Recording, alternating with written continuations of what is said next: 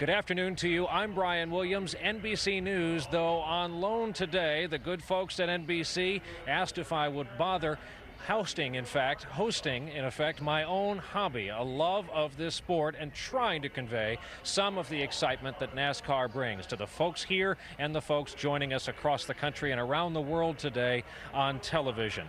A big day for this sport. We very well might see the Winston Cup awarded here today to a 42-year-old from Hickory, North Carolina, Dale Jarrett, driver of the number 88 car.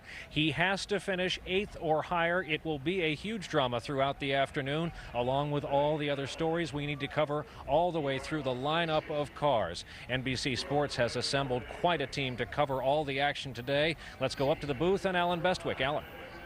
Brian, thank you. A great pleasure to be here on behalf of NBC today to bring you the inaugural race from this Homestead Miami Speedway for the NASCAR Winston Cup Series, and the championship is the headline story. Dale Jarrett leading Bobby Labonte, potentially locking up the crown today. Joining me for the call of today's race, 6 times a Winston Cup winning car owner in 1999, Coach Joe Gibbs. Joe, Bobby Labonte, he's your driver chasing Dale Jarrett for the championship. Dale drove for you earlier in his career. Your emotions on this are what?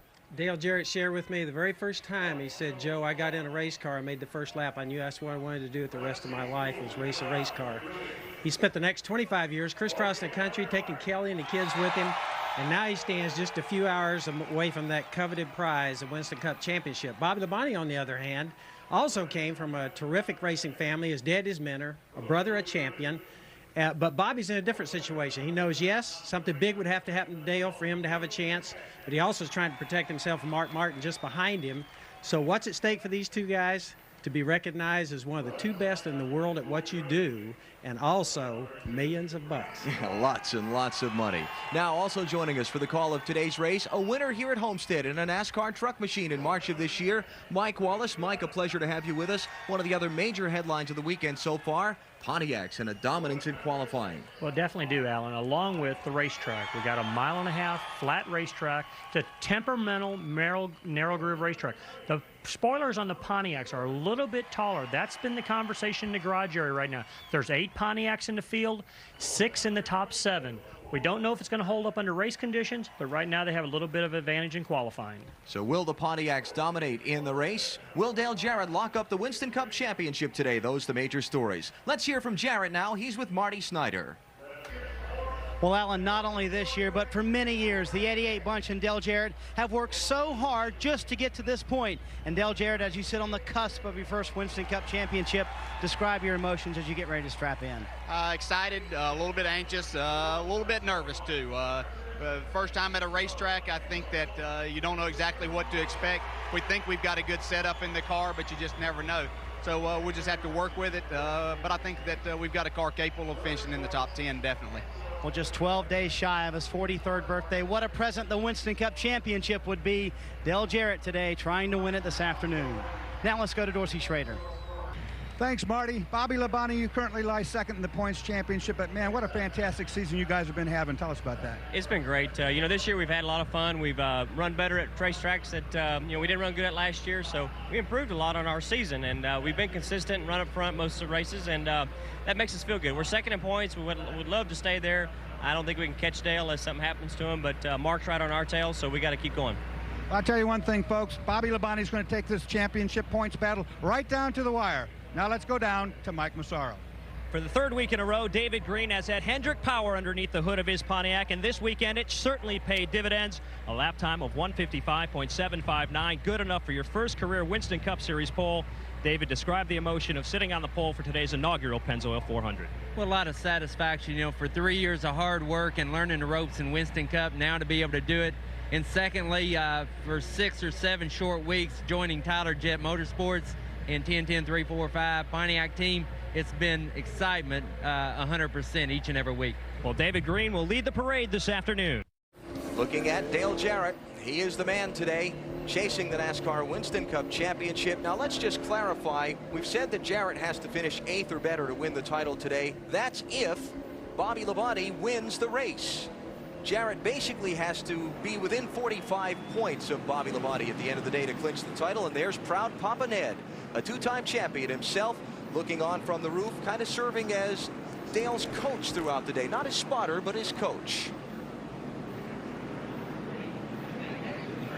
Here's again a look at what Dale Jarrett needs to do to clinch the Winston Cup title today. He needs a 186-point lead by the end of the afternoon, because the most points Bobby Labonte could earn at Atlanta in the season's final race are 185. So 8th or better, 9th if he leads a lap, 11th if he leads the most laps. And there's a familiar face driving the pace car. He's a serious face. That's a whole lot more serious than we usually see, Jay Leno. You normally see him joking and everything. Looks really in tune to what he's doing there. he's really locked down. Buster Otten on the left there in the white shirt, the normal NASCAR pace car driver. Alan, I'm always amazed. I came over from football. In the football locker room, you can cut the tension with a knife. I came over here. I walk in the trailer right before the race, and there's Bobby Labonte, his favorite pregame meal, a peanut butter and jelly sandwich. And I'm saying to myself, you got to be kidding me. I'm so used to everybody so uptight, ready to throw up. And here's this guy eating a sandwich, get ready to race a race and go a couple hundred miles an hour. Here's Tony Stewart, starting 7th today. The super rookie winner one Sunday ago at Phoenix. We'll ride with Tony Stewart throughout the afternoon. And also outside of Stewart, Jeff Gordon. He's one of the drivers carrying a little different paint scheme today. Gordon starts 10th, seeking his series-leading 8th win of the 1999 season today. So the stage is set. NASCAR Winston Cup racing comes to South Florida as the pace car is off the field off of turn number 4. 267 laps, the 400-mile distance today. The Pennzoil 400 live on NBC.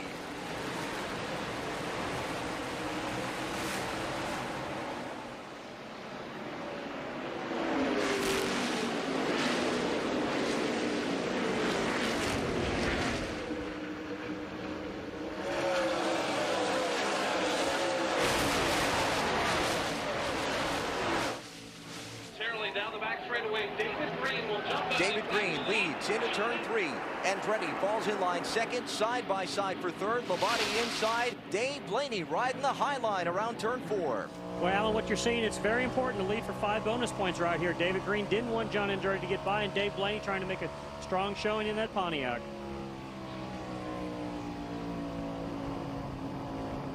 What we saw yesterday, Alan, most of those cars in the Busch race, they want to get down. I talked to Bobby Labonte this morning. He said, Joe, if you're in the outside line, you can run it, but you're going to have to be a lot slower.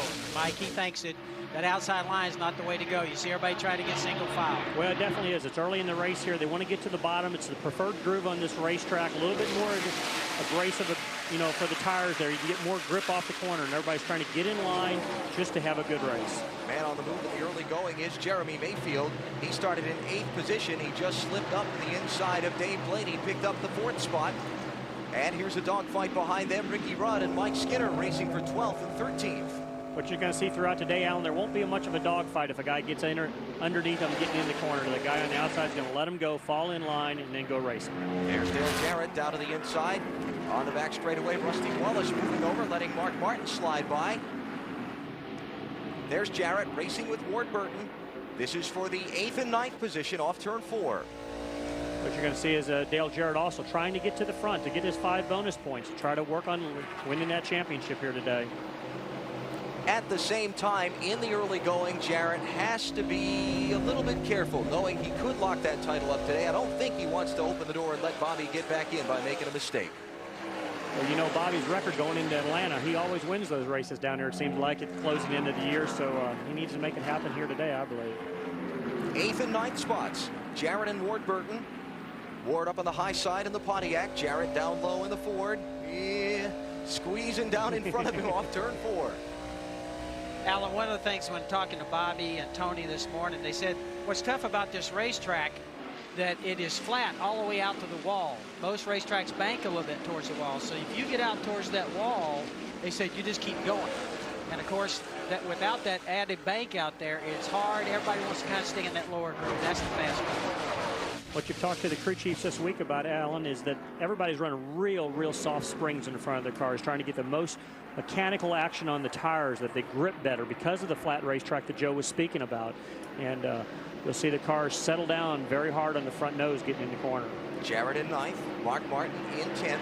Right behind them, Rusty Wallace and Ricky Rudd in 11th and 12th. There you see that whole line of cars stacked up nose to tail. 5 laps in. 267 laps make up the distance, 400 miles this afternoon here at the mile-and-a-half Homestead Miami Speedway. Let's check up on Dale Earnhardt, running back in 20th position. Earnhardt started 23rd, so he's picked a couple off in the opening laps, but hasn't made his way toward the front rapidly yet. It's going to take a little while for the race to settle in, and then if he's got a good race car, he'll start picking some of them off. What you're seeing also in the first few 5 to 10 laps of the race, the air pressure is down. They start the air pressure down in the tires about 7 to 8 pounds lower than recommended air pressure. And what they're doing is leaving the pressures build up in the tires. The car will start handling better the longer the run goes. Mike, the first time I saw our cars and first year in racing, I saw those tires low and I said, oh my gosh, we got a flat. I mean, they're literally crinkled up. That's how little air pressure they have in them. John Andretti is the new leader of the Pennzoil 400. As NBC comes to you live from the Homestead Miami Speedway with the inaugural NASCAR Winston Cup Series event here. Change in the top 5 positions in pretty wholesale fashion. Andretti by David Green. It happened just a couple of laps ago in this very same spot on the racetrack. Here it is. Just a simple pass.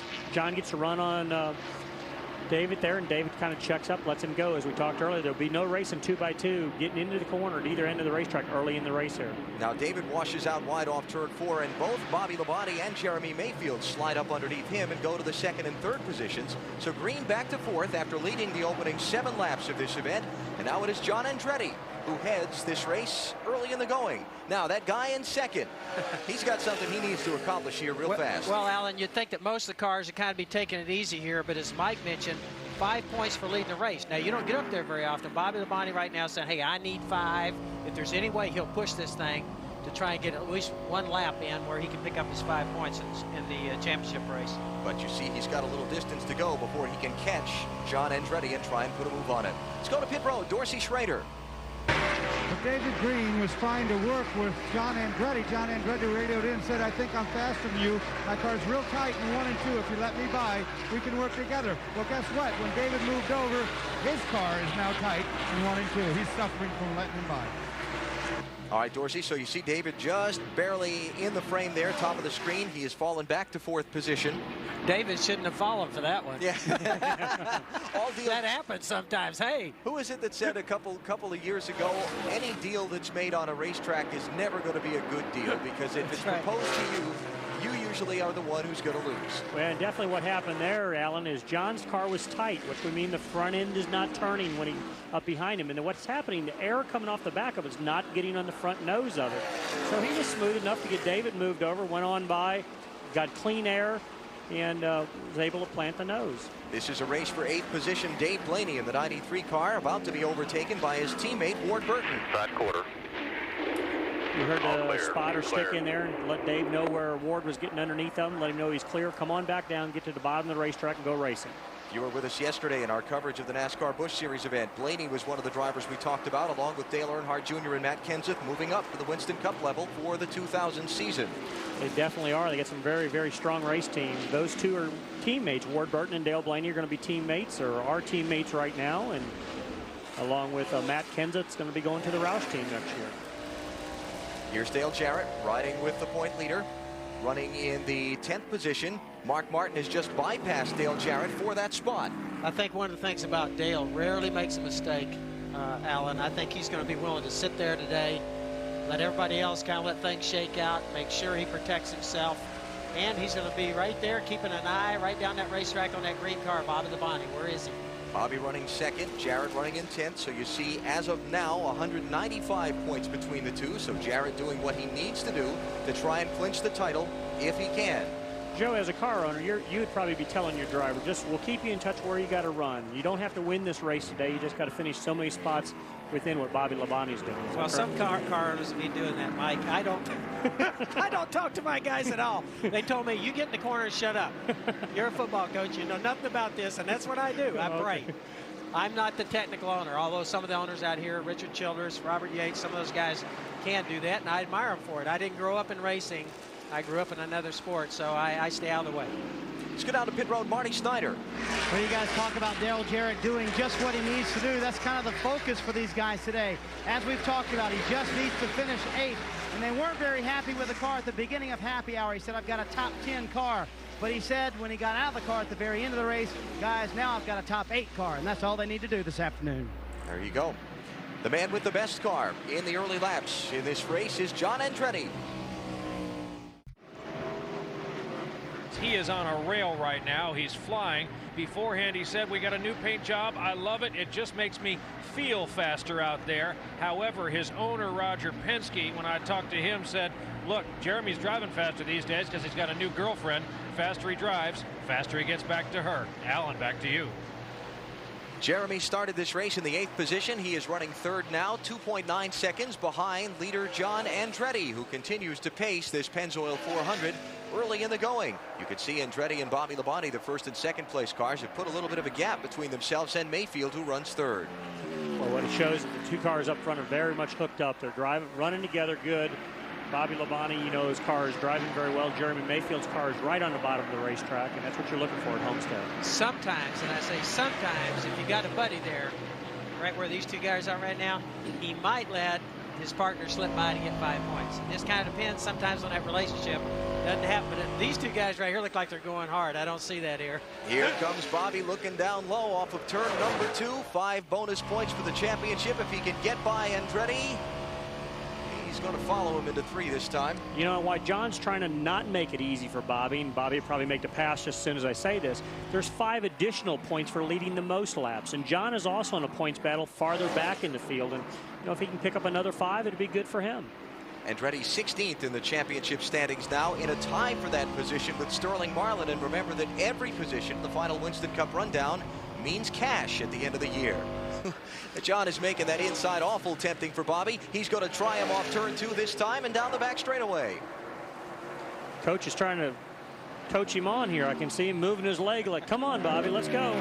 There is some body language going on right there. Yes, there is. He's letting him know he's there. He's pulling down to the inside to let him know he wants to try it, but just quite using that low side off the corner. Can't get it to stick. Is he going to make it work this time? Looks like he's got the nose up underneath him. And it should be. John shouldn't race him into the corner here, and he didn't. If you notice Bobby would go on. Now he's trying to lead. And now Bobby's going to work on trying to lead this race as long as he possibly can. Go back to the 5 additional bonus points again. So when he comes back around to the start-finish line, Bobby Labonte will officially lead a lap. He will collect 5 bonus points toward the Winston Cup Championship. Dale Jarrett is running in 9th position now.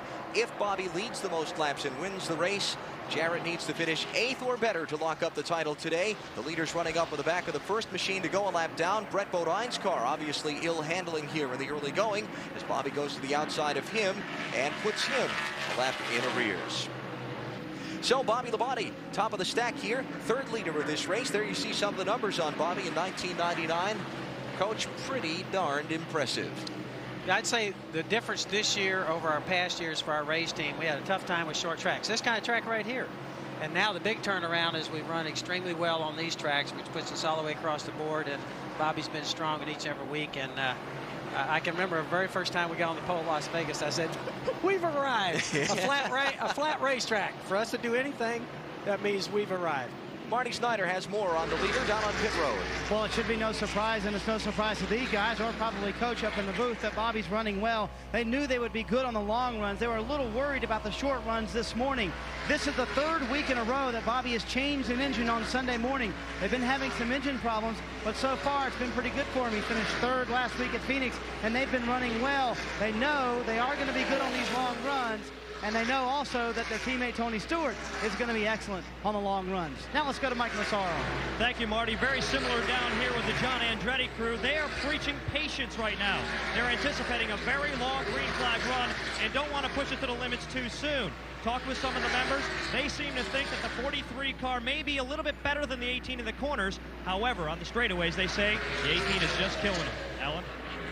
Bobby Labonte and John Andretti, the top 2 drivers here. You see Andretti so far this season. We talked about that tight point race he was in. You saw he was needing to gain a few more points in this race to try and move up into the 15th and 14th position. Mark Martin's on the move pretty well here in the early going. Started 9th position. He has just passed David Green to take over the 5th position. There's David slipping back to 6th, and look at his car wash up off the bottom of the racetrack. What's happening there, Alan? The tires are starting to wear. When they went to qualifying, David had that pole qualifying run. The front of the nose was all taped up. All the grill openings were taped up, and he had all the aerodynamic downforce that he'd get. Now it's untaped, and they're just probably missing the chassis setup just a little bit, waiting for a caution to come. They come in and make an adjustment on it. if there's not a lot of cautions, the cars, Mike, like you mentioned, that are good on long runs, they're going to have a big advantage on this racetrack. Oh, they definitely are. You're seeing already. We've had some lapping already starting in the race, and you know, the cars that have got the setup hooked up going, they're going to be pretty dominant here the rest of the day if it goes green for a long time. The other thing, Alan, we talked about the points race for the championship. Yep. But there are all kinds of races all the way across this racetrack today. And when these drivers see somebody else, in some cases, it might be the guy they're right next to in points, you're going to see some very competitive racing there also. Looking ahead from the championship leader, Dale Jarrett, at Jeff Gordon's car, washing wide off turn 4. Here's Jarrett trying to dive underneath him for 8th position. Going right back to the chassis setup, going away just a little bit. Nobody's going to race hard right at this point of the race. They still got time to come in. They're going to have to stop for fuel and tires here not before long and make that adjustment.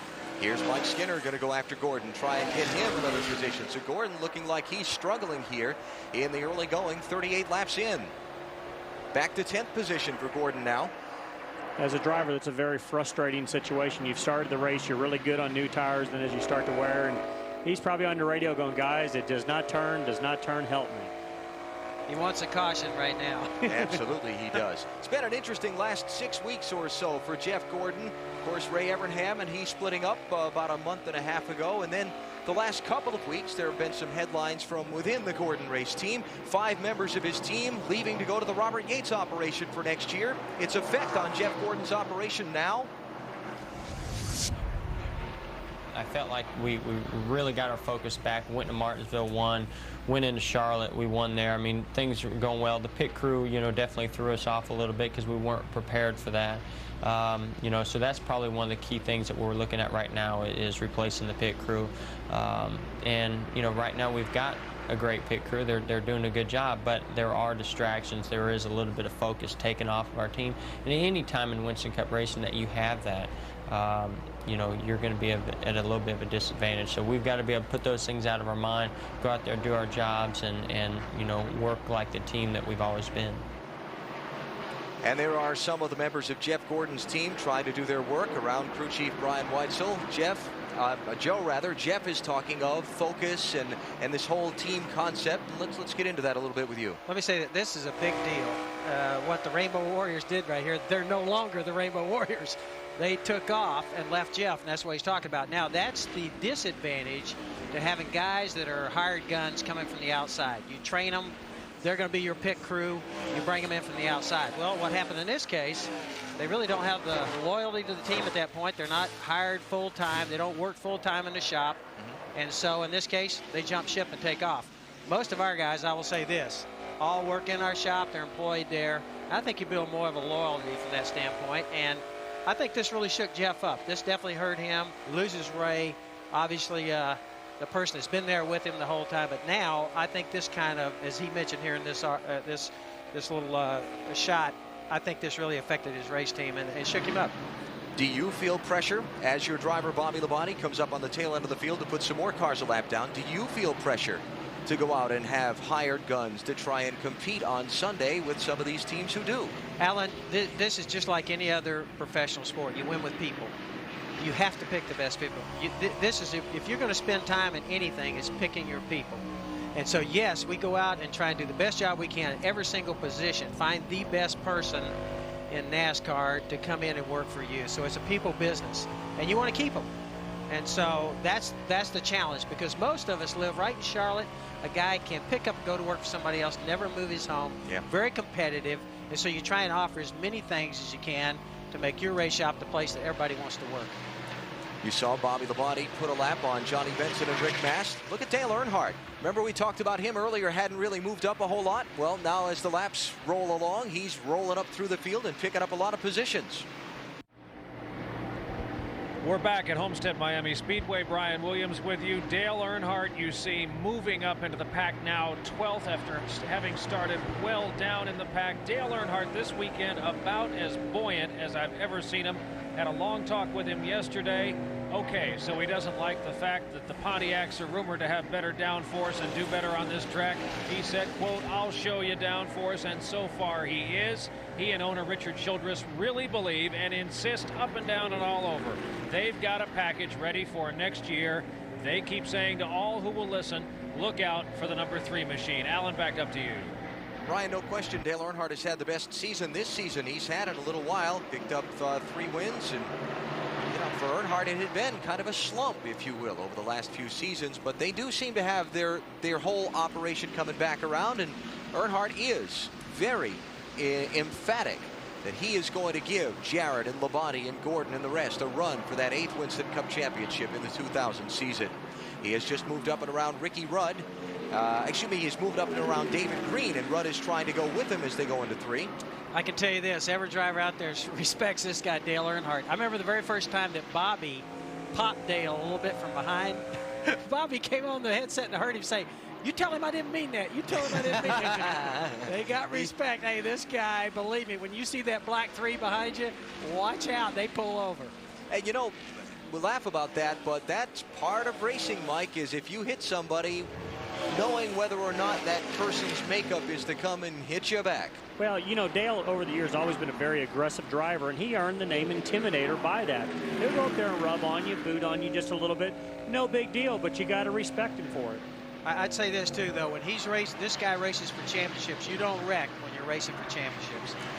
Speaking of champions, here's Terry Labonte, the 96 and 84 Winston Cup title holder, who has not made a whole lot of progress toward the front, but that streak, look at that number on the left. Consecutive starts for Terry Labonte. He has just been an Iron Man. It's all, if you figure an average of 30 to 32 races a year for most of that time, he's been doing this a long time and never missed a beat. And Bobby, his brother, racing for us, it broke his scapula twice. It has been out in the 4 years that he's raced for us. So this is kind of an amazing stat right here. Unfortunately for Terry, he is not making his way up through the field as he would like to have today. He's mired back in 31st position after starting in 35th. So Terry not moving toward the front, which is a surprise because he seemed to have a pretty good car in yesterday's final practice. Bobby Labonte is your race leader, coming up on what should be green flag pit stops here in the next 15 laps or so. Bobby Labonte is the race leader. His teammate Tony Stewart has just moved around John Andretti to grab the 2nd spot. Mark Martin is up to 4th now, with Andretti back to 3rd. And then you've got Ward Burton in 5th. The rest of the top 10 at this point are Dale Jarrett, Mike Skinner, Jeff Burton, Jeff Gordon, and Dale Earnhardt. Jeremy Mayfield missing from that equation. He was up in 3rd a little while ago, then back to 4th. He's just been on pit road for a green flag stop. Now we're at 58 laps in. How far do you think these guys are going to go before we start to see Bobby and Tony and some of the other front runners hit pit lane for fuel and tires? Well, I'd say we're looking at pit stops somewhere between laps 64 and 68. We were surprised when we seen Jeremy roll down pit road. But what's happening to these guys, Alan? We're seeing Tony Stewart on pit road right now, along with Bobby Labonte. So I was off on my numbers. 59 laps they will complete as they cross the start-finish line on pit road, and the top 3 come down pit road all together. Bobby Labonte, Tony Stewart, and John Andretti. There you look, nose to tail. 45-mile-an-hour pit road speed limit today for the teams. We will cover stops with our reporters down on pit road as the leaders approach their pit stalls. First, we go to Mike Massaro. John Andretti rolling down towards his pit stop now in the SDP Pontiac. He'll hit his mark. Team's over the wall. They're going to work on the right side first. 2 tires there. They'll also put in a can of fuel. They were complaining the car was a little bit tight, but so far you can't see any chassis adjustments. Let's go to Marty Snyder. Tony Stewart and Bobby Labonte are both in running similar setups but different problems. Bobby Labonte is a little bit looser than he would like, and he has an air pressure adjustment. And 28 has spun on pit road. Let's get back upstairs. Yeah, Kenny Irwin has spun trying to get stopped to his pit stall. You see the star banner there on the wall behind him. And if you spin on pit road, that is a penalty and a significant one. He had the pit road kind of half blocked there for a minute, but has gotten it squared away and backed into his stall. And it's a good thing because the Land Rush is on for pit stops now at lap number 60. Here's Mark Martin in for service. Also in Jeff Burton, Kyle Petty, Dave Blaney, Rusty Wallace. Let's go down to Jeff Burton's pit stall and Dorsey Schrader. Jeff Burton's come in, guys, and this was a long wait for him. His car is extremely loose. He didn't know if he could make it. They could have gone further on fuel, but they're stopping right now because it's very, very loose. Tire change and fuel. Also complaining that that car was tight in, loose out. They'll make an air pressure adjustment. They'll eliminate 1 pound of air in each tire except for the right front. Let's go to Marty Snyder. Dale Jarrett is coming down pit road. Mark Martin just left pit road a second ago, but here comes Jarrett, the championship hopeful today, bringing down 45 miles an hour. His car was a little bit tighter than he would like, but he's pretty happy with it. They're going to play it pretty conservative today. They are going to take 4 tires, and they're doing a wedge adjustment sort of to loosen him up just a little bit. Around to the left side now. As they come around to the left side, they will drop the jack here in just a second. And Jarrett, with a little bit longer stop than he would like, down 16.5 seconds.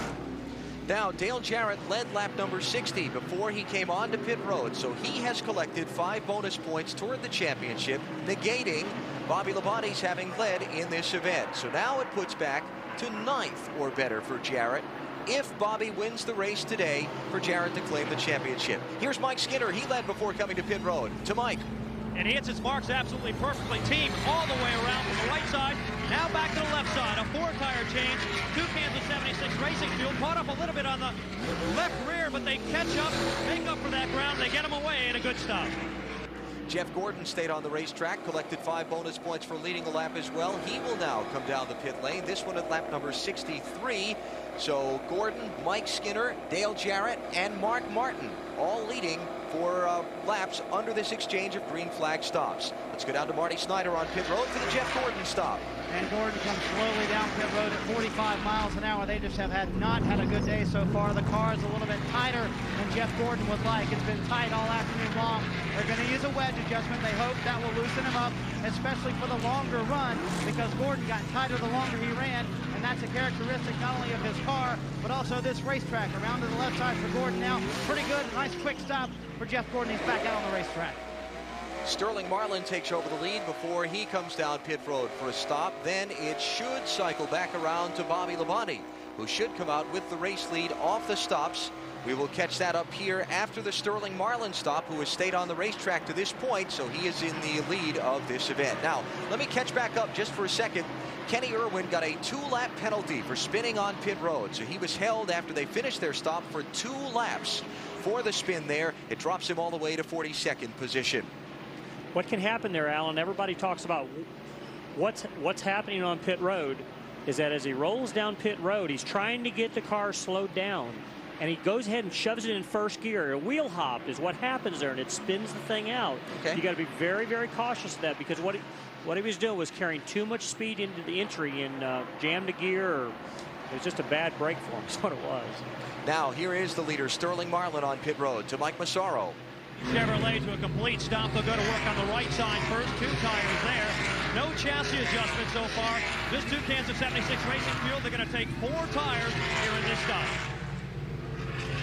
So Marlin's visit to pit road will complete the cycle of stops. Hey, that's a good stop. 16.5. Take that every time if you can get it. Alan, one of the things about these pit stops show you how far we've gone. We have a workout room in our complex, all the weights. We have a personal trainer that comes in 3 nights a week that trains our guys that do these pit stops. They're paid a bonus on all this, on how well their stops go. If in our case, if we get a 15, I pay them so much. 16, I pay them so much. 17, we break even. 18, they pay me. Really? And so that's the way it works. This is a very important part of our race team. Bobby Labonte comes off pit road with the lead after the cycle of stops. He had it before he cut down pit road for the visit there. Let's go back to Dorsey Schrader, who has a little more information for us. Well, you want to wonder what happened to David Green's lead. Take a look at this. This is the right front tire off his car. It was very, very tight. These are the cords, guys. This was very close to blowing out. David Green needed this pit stop. They've made adjustments in air pressure and track bar, and they're back out again. Wow.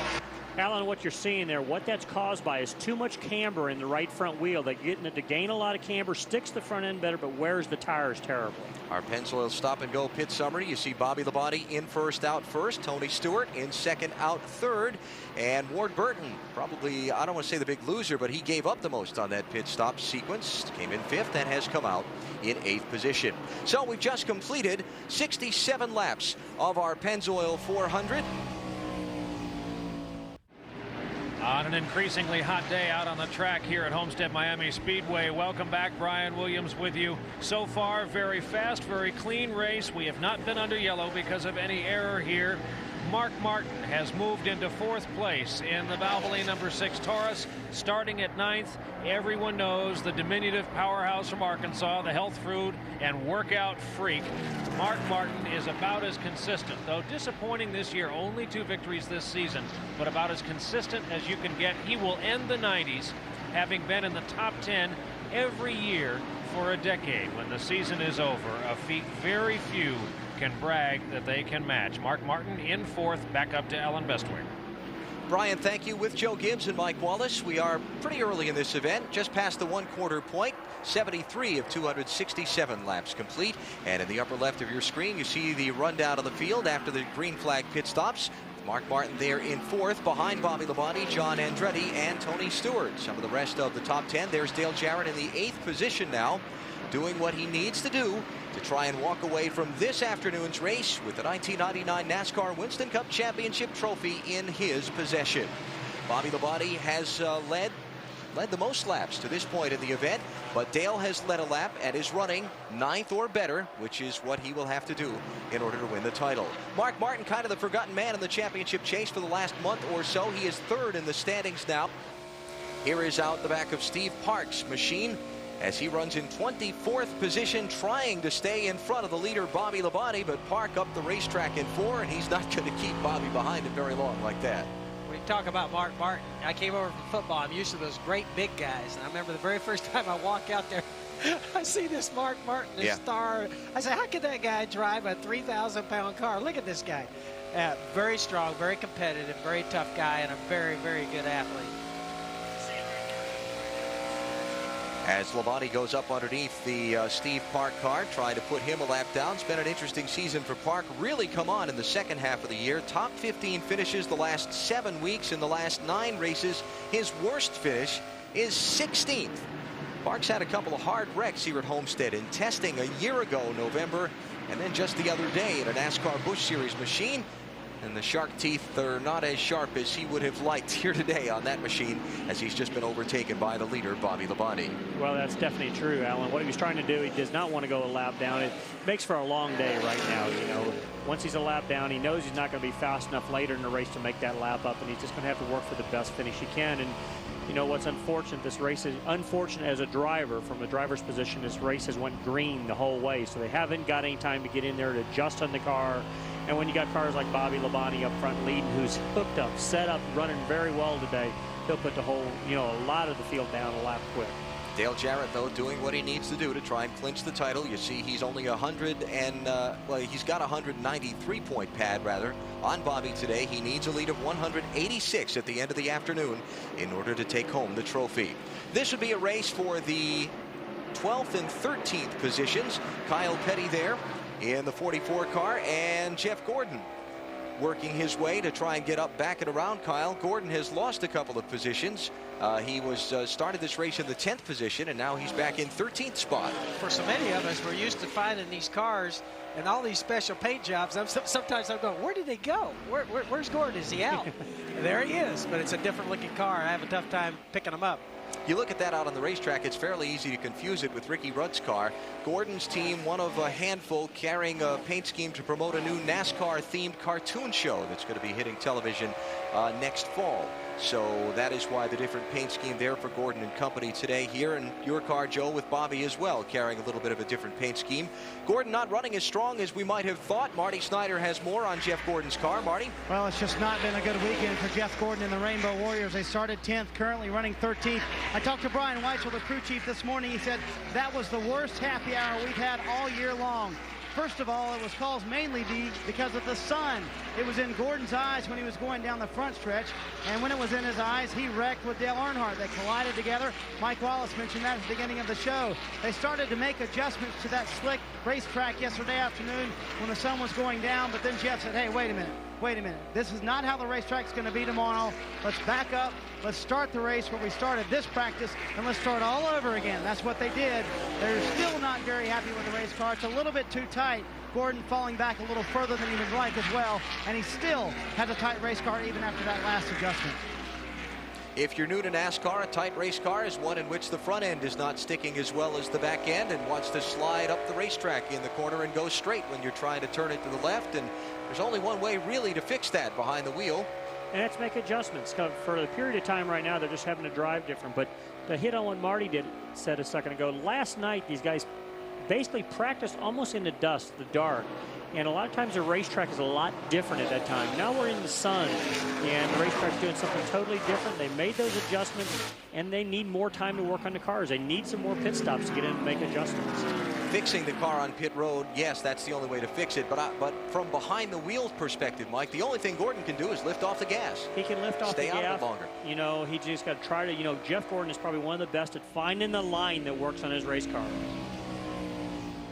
Robert Yates live watching from the pits, watching his driver. I must tell you, since we've been watching that profile, we got a little bit of news. Dale Jarrett just called into his pit and said, quote, "I'm going to get a little more aggressive."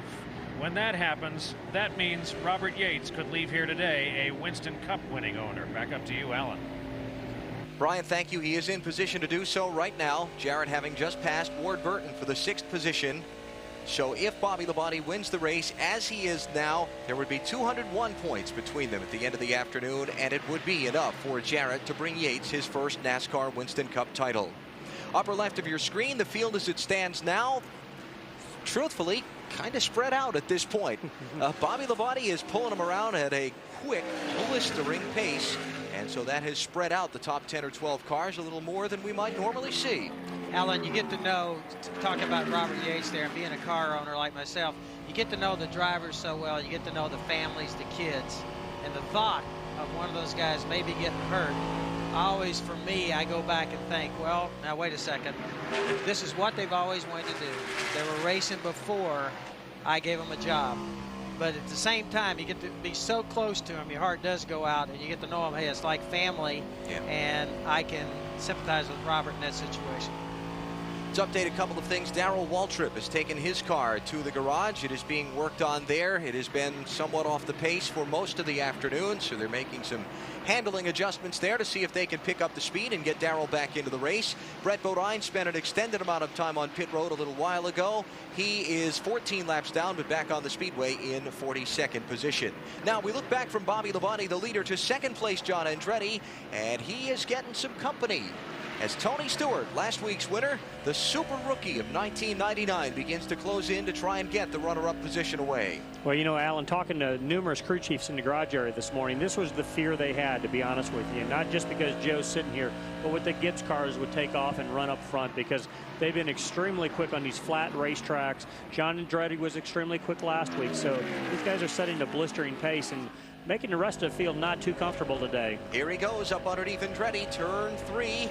Stewart to second spot, makes the pass off turn 4. Okay, Mike, that's it. I'm going to do my part for the Pontiacs. Now think about this. We race all year long, right? In points right now, in the top 10 in points for the year, Fords have 4 cars, Chevy has 3 cars, Pontiac has 3 cars, right? We're even. Think about the people who've won races. Okay, this year, Gordon's won 7, right? Pontiac, the best Pontiac's won 4. So I rest my case. The judge has spoken. Thank you very much. There you see wins this season. Ford with 13, Chevrolet with 12, Pontiac with 7. But it is Pontiac 1, 2, and 3 right now over a trio of Fords who run 4, 5, and 6 in this race. Just past the 150-mile mark of today's Pennzoil 400 for the NASCAR Winston Cup Series here at the Homestead Miami Speedway. Bobby Labonte is your leader. As you can see, we've swapped the lead around several times, but no caution flags in this one. And all 43 of the cars who started the event are still running. Darrell Waltrip behind the wall a short while ago has brought his Ford back out onto the speedway, so everybody that started is still going after it. Looking back at a race for the 8th and 9th positions, Mike Skinner and Jeff Burton are the 2 cars involved. We ride with Jeff Burton here as he tries to get that spot away from Mike Skinner, who slides a little bit wide up in the corner. Well, you know, they're on a tire run now. They're halfway through the tire run or gas stop, if we want to say it that way. The car is going to start pushing a little bit, sliding around, things of that nature. As you've seen, when they put tires on, they were right around the bottom of the racetrack. Now they're starting to use the racetrack up. Alan, I think Jeff Burton was second fast last night in happy hour too, so this is a good car, and it's No surprise we see him making a charge from the back here. He's up to 9th. Jeff started in 21st position. It's been a terrific season for Jeff. There you see 6 wins in 1999. The problem for Jeff this season had been 6 finishes in the 30s due to problems of one sort or another, and those problems have left him 6th in the NASCAR Winston Cup Championship standings instead of farther up contending for the title, as you would have thought, with those 6 victories. Well, that's been the amazing thing about Jarrett. So consistent, not making mistakes, and just week in and week out, that's what you got to do to win a championship. But from a driver's side, if you're going to have those 30th place finishes, those 6 wins didn't hurt at all. No, it doesn't. He's made a lot of money, too. Yeah.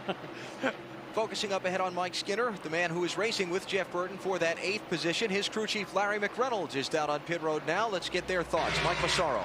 And Alan, of course, Mike Skinner also battling with Ward Burton in the points. Ward 9th.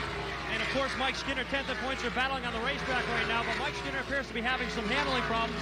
Let's get a word with Larry McReynolds, the crew chief there, and find out what's happening with that car, Larry. Obviously couldn't hear what you said, but, you know, I mean, we're pretty proud of the way we're running. I mean, if you look at the rundown right now, Chevrolet's in pretty big trouble. I think we're the top running Chevrolet right now, but we've had a good week here. Got a lot of practice and tried a lot of things on Thursday and applied some things this morning, and looks like it's got the looks of a long green flag run, so I'm sure pit strategy, fuel mileage is going to have a little bit to do with it.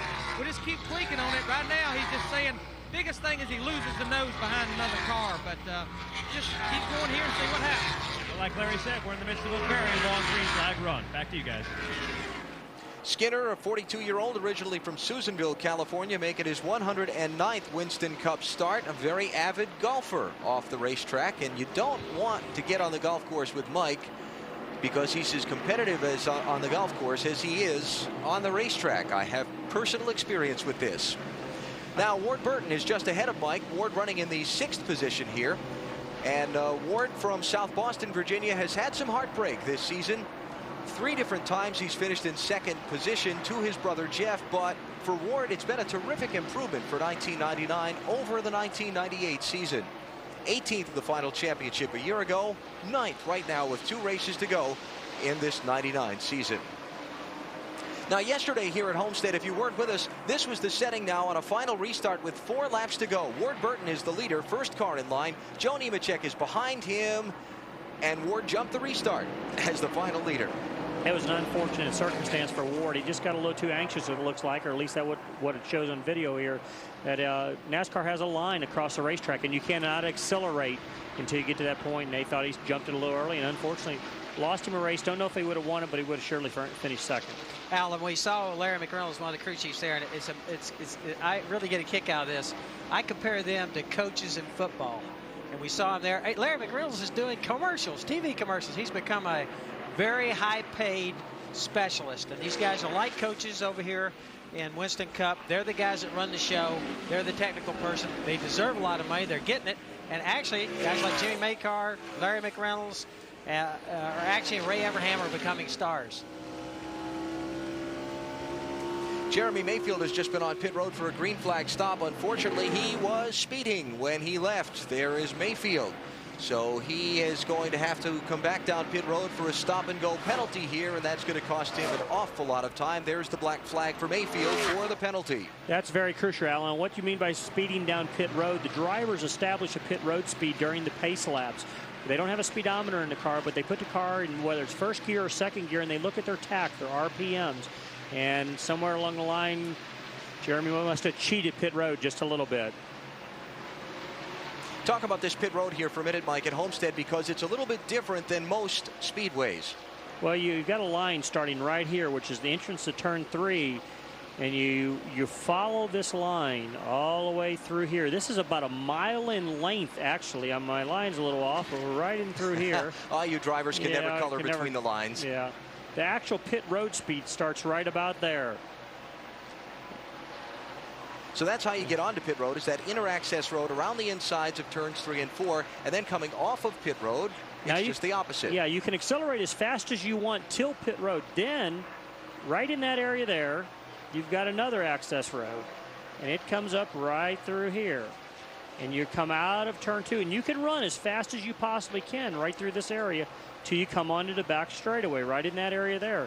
But the problem we got right there is this area right here. Right in here is where they caught Jeremy for some type of problem. He was just so aggressive getting in or getting off pit road. And the reason for the pit road speed limit is safety for the guys who go over the wall to change the tires. You don't want a car running 100 miles an hour down through there and maybe getting out of control. Mike, I don't want you coaching Bobby Labonte. You would have wrecked 3 times there. You had to soften the water and everything. Yeah, but you know, the sun's on my machine here, you know, so we're doing the best we can. We got the point across, Joe, I think. You got it. You did a good job of that, too. Our crew chiefs always say, hey, race on and off pit road. It's not just a pit stop. You can have a 15-second pit stop, and like you said, Mike, lose 5, 6, 7, 8 seconds. Yeah, this is 1 mile. 1 mile pit road by the time you enter turn 3, and you can run as fast as you can from 3 to 4. Pit road speed down, back off of pit road, back to turn 2. A lot of time can be gained or lost there. And the time lost for Jeremy Mayfield because of the pit stop. He was in the top 10 when he came in the pit road. Because of the penalty, he is back in 33rd position, a couple of laps down. It'll hurt him, especially if a caution comes out before the other leaders come down pit road. He'll get some of it back if everybody else comes through the pit lane before a yellow flag comes out. Mayfield is doing what they call short pitting. We touched on it a little bit earlier in the show. Short pitting means basically you don't need gas, but the tires are wearing, and you can run faster lap speeds with fresher tires. Jeremy's the one that kind of started it early on, got our pit sequence off, basically. And everybody was clocking him, saying, hey, look how much speed he picked up. Let's dive down pit road. You've seen Bobby Labonte, Tony Stewart dive down pit road, and then all of a sudden everybody pitted because it was about a 7 or 8 quicker pit window than whatever we planned on, but the track speed, lap speeds are so much quicker. Now, the next pit stops may go a little bit different depending on everybody now in the pits has had a chance to see how and what kind of gas mileage their car gets. Definitely. So we could see some people really starting to stretch things, Mike, as the race goes. Definitely, Joe. Along with it, they've also checked tire wear. You know, we've seen a problem on David Green's tire where they had too much camber in the right front, which means the top of the tire was laid in. The more camber you put on it, the more grip you get with the front tires. The leaders all pitted at lap 59. We are at lap 117 now, so we should have another round of pit stops for all of the front runners. 4 tires in fuel, no air pressure adjustment, no chassis adjustment. We're working on the left side now. Last time in, they put in a half pound of air pressure in the left front, took out a half pound in the right front. Now they're down and away at 16.6. So a pretty good stop there for Richard Petty's team at Andretti, the 3rd place car. Before the stop heads back out onto the speedway, so we've hit that window with no caution so far in this Pennzoil 400, where we should begin to see the rest of the leaders coming down pit road. Here's the pole sitter David Green leaving after a pit stop. Green had dropped back a little bit just outside the top 10. And here comes Ward Burton in for a pit stop in the Bill Davis Racing. Pontiac heads down toward our Marty Snyder. And Ward described his car as erratic. It started off pushing on this run, and then it got a little too loose. So what they're going to do is they're going to make a track bar adjustment. Tommy Baldwin, his crew chief, thought about a wedge adjustment, all of those in order to tighten him up just a little bit for the longer run. But they did go with a track bar adjustment, which should help him out, should tighten him up just a little bit. Left side tires on, and a good stop for Ward Burton. He is back out on the racetrack. 17-1 there for Burton. Ken Schrader has been in. Ted Musgrave has been in. Kenny Wallace has been in. And now here's the leader, Bobby Labonte, dropping onto that access road we described a minute ago to the inside of 3 and 4. Now down to the 45-mile-an-hour pit road speed limit at that first pit box. So Tony Stewart takes over the lead as Bobby Labonte comes down for his pit stop. This would be at lap 123. Second set of stops in this race. Let's go to Marty Snyder for the Bobby Labonte pit stop. He had a pretty good car on that last run. He was a little bit looser than he would have liked on the longer part of the run. So what they were going to do was a track or a wedge adjustment, and that's what they're going to wind up doing. They're trying to tighten them up for the longer part of the run.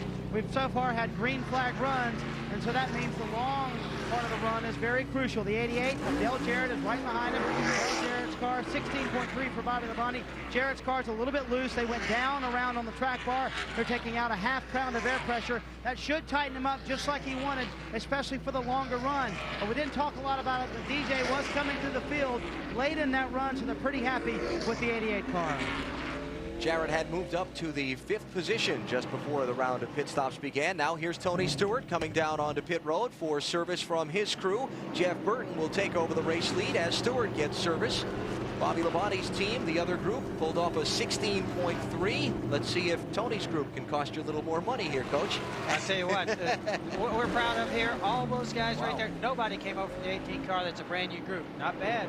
16.3, so based on the bonus program you told us about a little while ago. I'm a little lighter in the wallet. There you go. And so Jeff, but I don't mind. Yeah, absolutely. Jeff Burton, as I said a second ago, takes over the lead after Stewart makes his pit stop. So Burton by the start-finish line, and he leads for the first time in this race today, so collecting 5 bonus points toward the NASCAR Winston Cup title, and his fight with Tony Stewart and Jeff Gordon for the 4th, 5th, and 6th positions. What you've seen, Alan, that run of pit stops was a little different last time. Last time, Bobby Labonte and Tony Stewart came down at the same time. Tony Stewart stayed out 1 lap to lead to get to 5 bonus points because he's fighting for, the year-end point fund. Dale Jarrett just getting by Jeff Burton to get himself back on the lead lap, which is important. We're a caution to come out before Burton would make his pit stop, so Jarrett back in the cycle of things, if you will. But Jeff Burton still staying on the racetrack and continuing to lead this event, running a little bit farther on a tank of fuel than some of the other competitors. Burton's won a race or 2 this year on fuel mileage. One of them at the expense of Joe's car and Tony Stewart up in New Hampshire in July. Ouch. Yeah. That probably hurt. But what they're trying to do possibly is just stretch the fuel mileage. This may come down to a fuel mileage race again. They want to see exactly how far they can go. And this is a good time of the race to figure it out. It would be almost impossible to comprehend the inaugural event at this racetrack going without a caution flag. It has been so difficult through the weekend. It has claimed 2 cars in happy hour practice, a number of wrecks, 2 big wrecks specifically in yesterday's NASCAR 2 Series race, plus a couple of more wrecks in the Thursday and Friday practice sessions here. It would be hard to comprehend this race going caution-free, but it's been very clean so far as Burton heads for pit road. Yeah, definitely, Alan, because Jeff Burton is on pit road now. That's the speed area where he can run as fast as you can. You hear him slowing down. He's grabbing a gear now, getting it slowed down. Crew no doubt reminding him what the RPM reading needs to be in which gear to make sure he's not speeding on the pit road. But at that 45 miles an hour, it is a long way from the mile-long one end of pit road to the other. Here's Burton in for a stop. Jeff Burton brings the car to the attention of Frank Stoddard and crew, and I'll tell you what, guys, it needs a lot of attention. He was real tight getting in the middle of 3 and 4, and he got very loose as a result coming off. What they're going to do is they're going to take and put 1.5 rounds of wedge in the left rear, put 4 new tires on, and go back out. But this was a handful. He's out of here. Good pit stop. Neat look at Jeff Burton there gulping from the Gatorade bottle as, not your typical visit to the rest area in the middle of a 400-mile drive down the interstate. The concentration's so important here anymore, and you want a quick drink. It's very, very hot in those cars. It's anywhere from 30 to 50 degrees hotter inside the car than the outside temperature. So, he's probably dealing with 130, 140 degree temperature inside that car today. So now Jeff Gordon is the race leader. Sterling Marlin is second. You look at the 2 drivers on the screen there. Gordon leading, Marlin second. Then it'll be back to Bobby Labonte once these 2 drivers make their visits to pit road. Marlin went the farthest than anybody else on the last fuel run, the first set of stops in the race. Marlin's not coming till lap 65. Gordon stopped at 63. You can see the difference there with fresh tires, though. David Green just pulled up on the outside of those 2 cars and driving right on by him. That's the difference fresh tires on a racetrack like this mean. We're just a couple of laps shy of the halfway point of this race, just about 200 miles in. It has been caution-free so far. Bobby Labonte has been the dominant driver in the event, but he has fallen back just a couple of positions. All clear. In the middle of this cycle of pit stops. You're listening to David Green's team. What they're telling David is if he's clear in traffic, whatever, and if he can get down past cars, clear underneath. You see the 24 car on pit road now making his stop. Again, that fast entrance speed, you see him get slowed down, grab another gear right here. Now he's under brakes hard. He's got his RPMs established, what he's needing. Coast it down. The spotter's counting him down to pit road now. What I mean counting down, he's going 10, 9, 8 to stops. He can pull right in and know exactly where he's at. So Gordon in the pits, handing the lead to Sterling Marlin as Jeff makes his way down to the attention of his crew. Marty Snyder with the stop. Well, it's just been a terrible day for Jeff Gordon. In fact, that's how he describes his car, terrible. On that last run, he had no forward bite. And what that means, when he hits the gas, the car just wants to slide up the racetrack. It won't go and turn like he wants it to turn. He is pushing off the corner, in other words. They made a track bar adjustment. They're also going to pull a rubber out of the right front for Jeff Gordon. They already did that. Now he's back out on the racetrack. Now let's go to Mike Massaro. A lot of chassis adjustments being done down on this end of pit row. We'll pay attention to Sterling Marlin as he rolls down into his pit lane. His team up on the wall, ready to spring into action. They jump off the wall, go to work on the right side. They'll take 2 tires there, immediately go to work on the chassis. The wrench is back in on the bolts. They haven't made a move yet. We don't know what they're doing, and they're going to take out 1 round of wedge on the right side. They'll go to work now on the left side. 2 tires there. 2 cans of 76 racing fuel, still up on the jacks. Team still going to work, finally down and away. A good stop for Sterling Marlin. 17.3 seconds. So Marlin, after leading a couple of laps, heads back up onto the speedway, and that hands the top spot back to that man, Bobby Labonte, who has already led 110 of 133 laps in this race. Alan, we see with a pit stop, you see that what happened to Gordon there, an ill-handling car, a lot of changes, and as a consequence, over a 19-second pit stop. You got to make a lot of changes on the car, then it also affects your pit crew. We've talked about this long entrance and exit to pit road. We are timing people through that whole process, the time they hit the access road and the time they leave it and get back onto the racetrack. And Mike, that's really an important number. Well, it definitely is. You know, it's very quick. The 2 Gibbs cars are very close together. John Andretti beat him by just a little bit, a half of a second, getting on and off pit road. Bobby Labonte, your race leader, has just completed the 200-mile mark of this Pennzoil 400, halfway home this afternoon. David Green, today's pole sitter, about to be overtaken by the race leader, Bobby Labonte, and put 1 lap down. Green in 14th position, goes behind the leader. It has been that kind of a day for Labonte as he pursues, trying to keep from being closed out for the NASCAR Winston Cup title. He has led. Listening to David Green's radio there, giving him some instructions. Bobby Labonte has just been the man, the story of this race so far. Labonte started this race in the 3rd position. He moved to the front at lap number 27 for the first time and basically has not given up the lead except for a series of green flag pit stops. There's John Andretti up to 3rd position now as we look at our Pennzoil stop and go pit summary. You know, that's just, it's amazing. I'm sitting up here from a driver's perspective and realizing how good Bobby Labonte and John Andretti are running today. Their cars are just driving absolutely perfect. I've watched them throughout the event, and they're just a torrid pace right now. You know, they're making the rest of the guys' day a really long one here, unfortunately for them. Without cautions, too, if you miss the setup a little bit, for instance, start the race, Mike, you know, a little bit off, then what happens is, hey, you get lapped in a hurry, and it can ruin your day. Yeah, definitely. And what you're seeing also, Joe, we dealt with a lot of wind. We still got a little bit of wind here, but not near what they'd had in practice yesterday. So there was a lot of problems off of turn 2 getting the car free enough, and maybe they overcompensated. And unfortunately, for my brother's sake, it looks like Bobby Labonte's getting ready to put him a lap down. Rusty Wallace running in 14th position, about to be overtaken by the leader, Bobby Labonte. As you look at our race summary, upper left of your screen, chance to check out where your favorite driver is running. There's Jeff Burton back in 7th. Solid day for Kyle Petty so far. Started 16th. He's up into the 9th spot. There's Dale Earnhardt rounding out the top 10. Jeffrey Bodine with a good solid day. And Rusty Wallace, the last one on the lead lap, in 14th position. What you're going to continue to see here, Alan, Rusty's going to drive just absolutely as hard as he can to stay ahead of Bonnie. He's going to try to cut down in front of him a little bit if he can, but he knows how good a driver Bobby is. Not going to worry about him being there. Hoping Bobby give him a little bit of a break to try to stay on the lead lap. It's kind of give and take. You know, this might be next week Bobby might need this same break. Rusty's fighting him hard, trying to keep up there, hoping for a caution to be able to get back into this thing.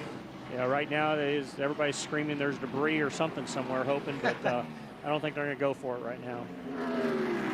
And I don't think Bobby's going to go for letting Rusty stay on the lead lap either. You do develop a relationship with those drivers, the guys you can trust. And you watch these guys in happy hour or something, they have a tendency to run with some of their buddies.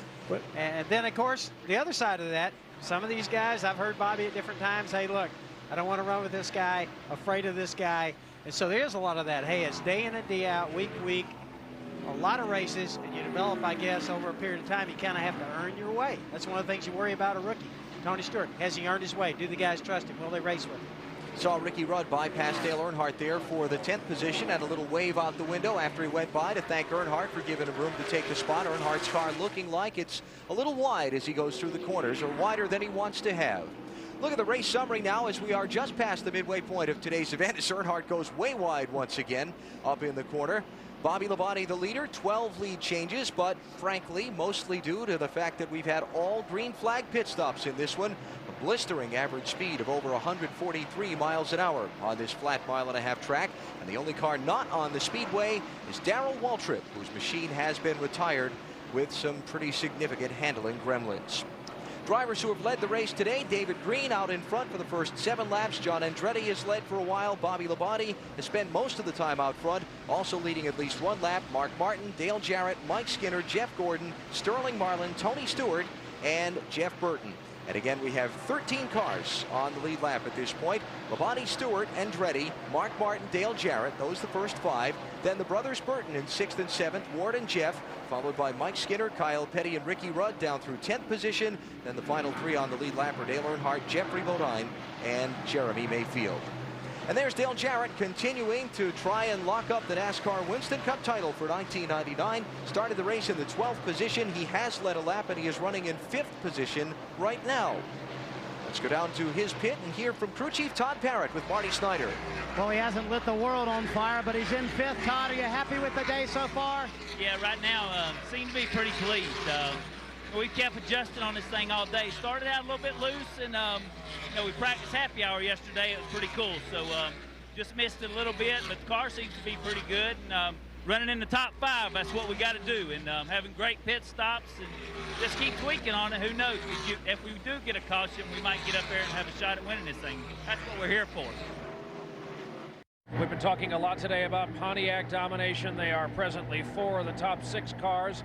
A driver who swore me up and down before the race. He wanted to remain nameless. Prominent Chevrolet driver in this pack. Joked that he was going to drive out to Miami International, rent a Pontiac, use just the body, slap it on the Chevy chassis for today, take the Pontiac back in one piece. Also, we should look at the brothers Burton, Ward and Jeff, suddenly 6th and 7th in this race. Ward, sadly for him, has too often this season been in the shadow of his brother Jeff. We know a little more about the Jeff Burton 99 Exide battery car. They've been in for a couple adjustments. They set up that car for today last night after the dusk happy hour practice run. It was almost cool here in southern Florida last night. Right now, we've got a track temperature that is going up and fast. It's been uninterrupted sun now for several hours. The brothers Burton together on the track, fighting it out for 6th and 7th. Alan Bestwick, back up to you in the booth. Brian, thank you. As you look at Ward and Jeff going at it for that position there. Ward with a little wiggle in the middle of that corner, but Jeff not able to dust him off for that position. And let's talk about weather conditions and their effect on race cars for just a minute, Mike. When you set yourself up with a little bit cooler temperature than you get on race day, it does to the race car what? Basically, the cooler the racetrack, what we call it makes a tighter racetrack. Asphalt secretes oil out of it on hot days. And when you practice like they did last night in the shade and the sun and everything else, it's not doing that as much. So your chassis setup ends up being different. Basically what you've done, you made the car looser through those conditions. Now today they're racing in the sun. Oil secreting through the asphalt. The cars are looser than what they want them to be. You know, some guys are on the loose side, some are on the tight side. You're seeing the pass for Jeff Burton on the outside of Ward. Ward's telling him, go on, get down there, and fall in behind. Just move over and let him on go. When I talk to our drivers, too, they say some tracks, Mike, are more sensitive than others. And for instance, the Charlotte track changes very quickly. Other tracks are a little more stable. Like I questioned our guys last night. They're out there late. What are we going to learn late when it's almost everything's clouded and cool? But there are certain things they feel like. And Bobby seemed to think this track was a little more, he had the feeling it wasn't going to change as much. With Jeff Burton running as well as he is today in the 7th position, and Jeff Gordon struggling back in 17th, a lap down. You see Jeff Burton there as the race stands, moving by Jeff Gordon and into 5th position in the NASCAR Winston Cup Championship standings. So Gordon struggling here today, and Jeff Burton running well. His brother Ward running pretty well just behind him, though not able to quite keep up with little brother at this immediate moment. you might ask also, we hit on that, you know, practicing in dark or why the drivers did that. Is it a Busch Grand National race ran a little long yesterday? The sun goes down about 5:30 here in southern Florida. They were just forced with that. That was the best time and the only time they had in their final practice hour. The other thing, they like to find out after that happy hour, after the Busch race, they kind of want to get a feel too, don't they? Exactly. Like in the happy hour. In other words, how much rubber was put down, how much did the track change? Yeah, because they practice. When you practice, you don't have all those cars out there laying down all the rubber. And the nice thing, the Busch Grand National cars run the exact same Goodyear tires as the Winston Cup cars do. And so it gives them a more actual race surface condition. There's third place John Andretti working behind some double wide lap traffic there. Andretti 9.34 seconds behind leader Bobby Labonte. I'd like to comment on what Boris said there. We haven't talked about him all day, but this is one of the first Winston Cup races Boris has had run all year. He was a road course specialist, but doing a really good job there today. And John Andretti being caught in that traffic behind Mark Martin, separated by the Boris Said car, the 14 machine, and Stacy Compton in that bright yellow number 9 car, who's going to try and overtake Said if he can, right in between the 3rd and 4th place machines. There's Boris. Carlsbad, California is his hometown. He has won at the Le Mans 24-hour race before over in France. A very well-accomplished road racer, trying to make the transition to oval track racing in a car that is owned in part by Ernie Irvan, the now retired Winston Cup great driver. Yes, it is. Along with Boris is a phenomenal road racer. I've raced the trucks against him this year, and he showed us a lot of new things, what we need to learn about road racing. He's very talented there. From a driver, from an owner's standpoint, when you're looking for a driver, there's a lot of different places to get talent, Mike. For instance, right here's a road racer. Can he make the move? In our case, you know, we're going after Tony Stewart. Can he go from open wheel on a lot of the midgets and going from dirt? Can he make the transition? Those are all areas where you can go get a driver. The question is finding the right talent, and can he make that adjustment to Winston Cup racing? Well, you know, you could just look to the left of you, Joe, and there's talent sitting next to you if you're looking for another driver. Very good one. The Mike Wallace audition in the broadcast booth. So Andretti and Martin clear the lap traffic. They went through Robert Presley, who's running in 32nd position, Stacy Compton, who's running in 33rd. Boris Said another lap behind those drivers. He is back in the 39th position. And Andretti and Martin continue their race for 3rd and 4th here, now with a little bit of open racetrack. Maybe can give Mark an opportunity to get up there and do something with John if he can. Definitely Mark's car is turning a little bit better. When I mean turning, staying on the bottom of the racetrack. That's the crucial thing on a flat racetrack like this. As you can see, Bobby Labonte, he's not even a half car off the bottom of the racetrack, coming up on back of Dave Blaney there. But very, very crucial to make the car handle well on a place like this. And while all of that's going on, Bobby Labonte is just cruising on up in front. Watching Bobby in the office, behind the wheel.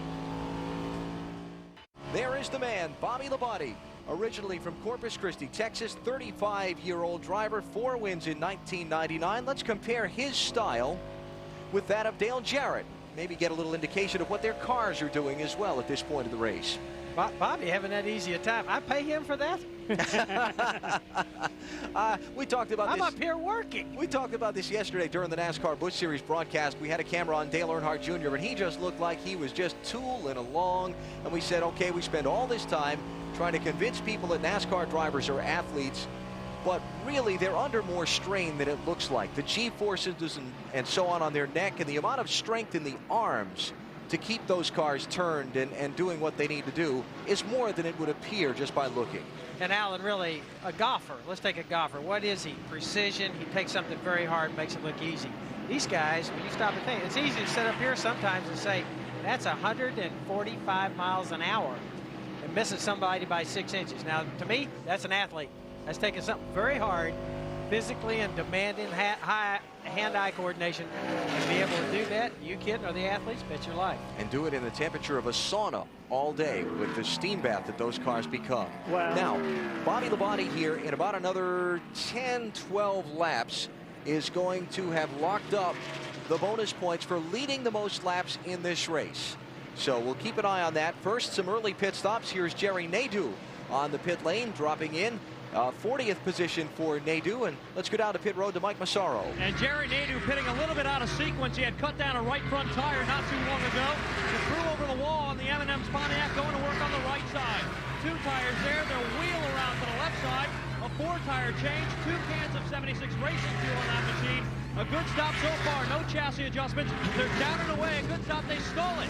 But now they refire it and finally get it away at 20.7. That will certainly hurt. Unscheduled stop there with problems for Jerry Nadeau. Now, we also saw Jeremy Mayfield on the pit lane. There's Mayfield leaving. He's been short pitting all day, coming in 5 or 6 laps earlier than most of the front runners, trying to gain the extra speed out of a set of tires. But he got caught for speeding leaving pit road earlier. It has dropped him back a lap behind the leaders and put him into about the 16th position before he came down pit road to begin the next cycle of stops. You know, Alan, I was just calculating. I think what Jeremy Mayfield's team has done, they took this race and just divided it up in how many stops they could run. They knew they had to make so many stops, so when they made that stop, they put tires on each time. Now they should have one more stop in this race, and they should be able to run to the end. I'm not sure he's going to be able to go from here to the finish on one more stop, but we'll talk about that more in a minute. Here's Mark Martin. He's just taken 3rd spot away from John Andretti. So Mark, who started in 9th position, has been in the top 5 for quite a bit. Wow, that was close off turn 4. I started to say he was working there, working his the wheel. hands full. So Mark has moved up into the top 3 now. He is 12 seconds, though, behind Bobby Labonte at this point in the race. Well, you know, Bobby's just put a staggering pace out there. So what we've been talking about all day is just what Bobby's been doing, and it's hard on other drivers. They're running as hard as they can, but they've hit the setup. You know, what everybody's looking for, especially on the lead lap right now, still, we hit on it earlier today, is another caution. Is a caution, not another one, because we haven't had one. Haven't had any so far. There's Jack Roush, the mastermind of the Roush Racing 5-car operation of the NASCAR Winston Cup circuit, watching his driver Mark Martin come rocketing by the pit lane and off into turn 1. Marty Snyder has an update for us on Mark. Well, Mark Martin's a pretty happy guy right now. His car is almost as fast as Bobby Labonte's, but about 40 laps ago, he wasn't very happy. He said the car is junk. It was way too tight, but then it started to come to him. It's getting better on the longer run, and this car has had some success for these guys this year. It sat in the shop, didn't run all year long until Dover in September. They brought it out. It won its first race. It finished 4th at Charlotte, 6th at Rockingham, and if it survives today, and it looks like it'll do a good job of that, if it survives today, it will go to Atlanta next week. It's Mark's favorite car, and currently it's keeping him in 3rd. Well, you heard what Marty was saying about Mark saying it was junk early on, 40 laps. We were talking about the drivers. It's a very mental thing out there. Just as tough as driving, the mental aspect of this sport is understand how to make the chassis work and telling the crew what needs to be done. Those veteran drivers have a way of making that. This is a dump truck. I hate it. There's all those different sounds. Man, I hate that as an owner. I'm standing there going, oh my gosh, we've had it today. Looking up from Mark to the top 2 drivers, Bobby Labonte and Tony Stewart, and looks like Tony's starting to close in on Bobby just a little bit. He's got it down to 1.7 seconds, the distance up to the race leader. There you see some of the intervals. It was 1.95 seconds, and obviously Tony caught up in a little lap traffic between lap 175 and 176 that caused him to lose that ground. So Stewart running 2nd behind Bobby Labonte. We're just past 250 miles in what has been so far a caution-free Pennzoil 400. Looking down on the Homestead Miami Speedway as the Pennzoil 400 continues live on NBC Sports from the Bud 1 airship. For all NASCAR fans, this Bud's for you. The Bud 1 airship flying high above the Homestead Miami Speedway, providing these spectacular aerial shots. Budweiser, the official beer of NASCAR. There are the top 2 drivers, Bobby Labonte leading Tony Stewart, but Tony is closing in fast as we approach another round of pit stops. It was once up to about 1.7 seconds. 5 laps later, it's down to 0.4 seconds, just a handful of car lengths of empty speedway between Stewart and his teammate.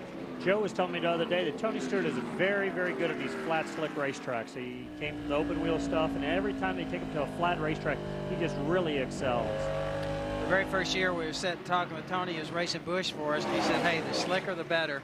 I think he has a real good feel from spending so much time on dirt. He raced a lot of dirt, and there, as you know there, Alan, that rear end gets away, you know, Mike, and those guys are used to that feel, and so a slick racetrack doesn't bother. No, not at all. And this is where you got to have a lot of car control. You got to be real gentle with the gas pedal. You got to understand just what the car is gonna take, and he seems to have adapted to it extremely well.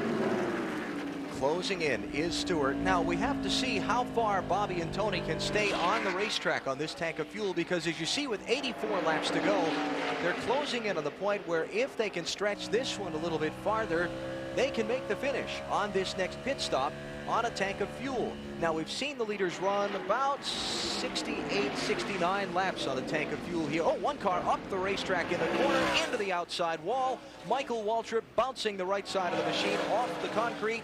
He keeps on rolling, and we will stay under the green flag. No caution flag so far.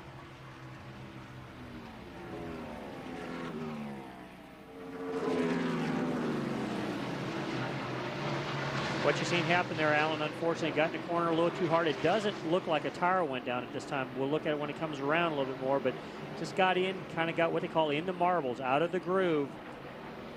Caution on the speedway. Another car in trouble in turn 2. Ricky Rudd has just bounced off the outside wall. Similar situation to what you just saw from Michael Waltrip. First caution of the race is out at lap 185. So the yellow flag for the first time in this race, better than 250 miles in. There's the Ricky Rudd car that went up and scraped against the outside wall in turn 2. He must not have hit it hard. Maybe he didn't even hit the wall. Maybe he lost the engine or something out the back. Maybe it was some oil or something that he dropped on the racetrack.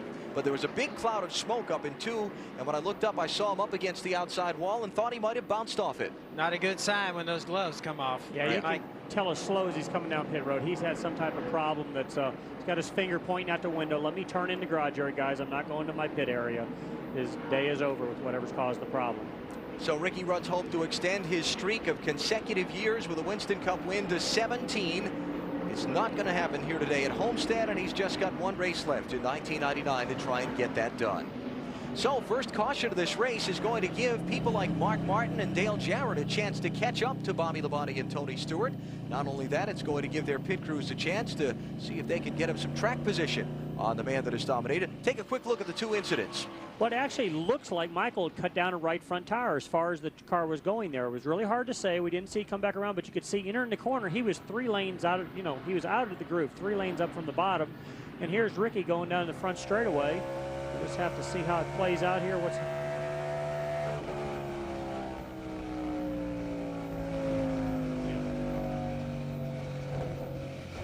You could hear something break loose inside the motor.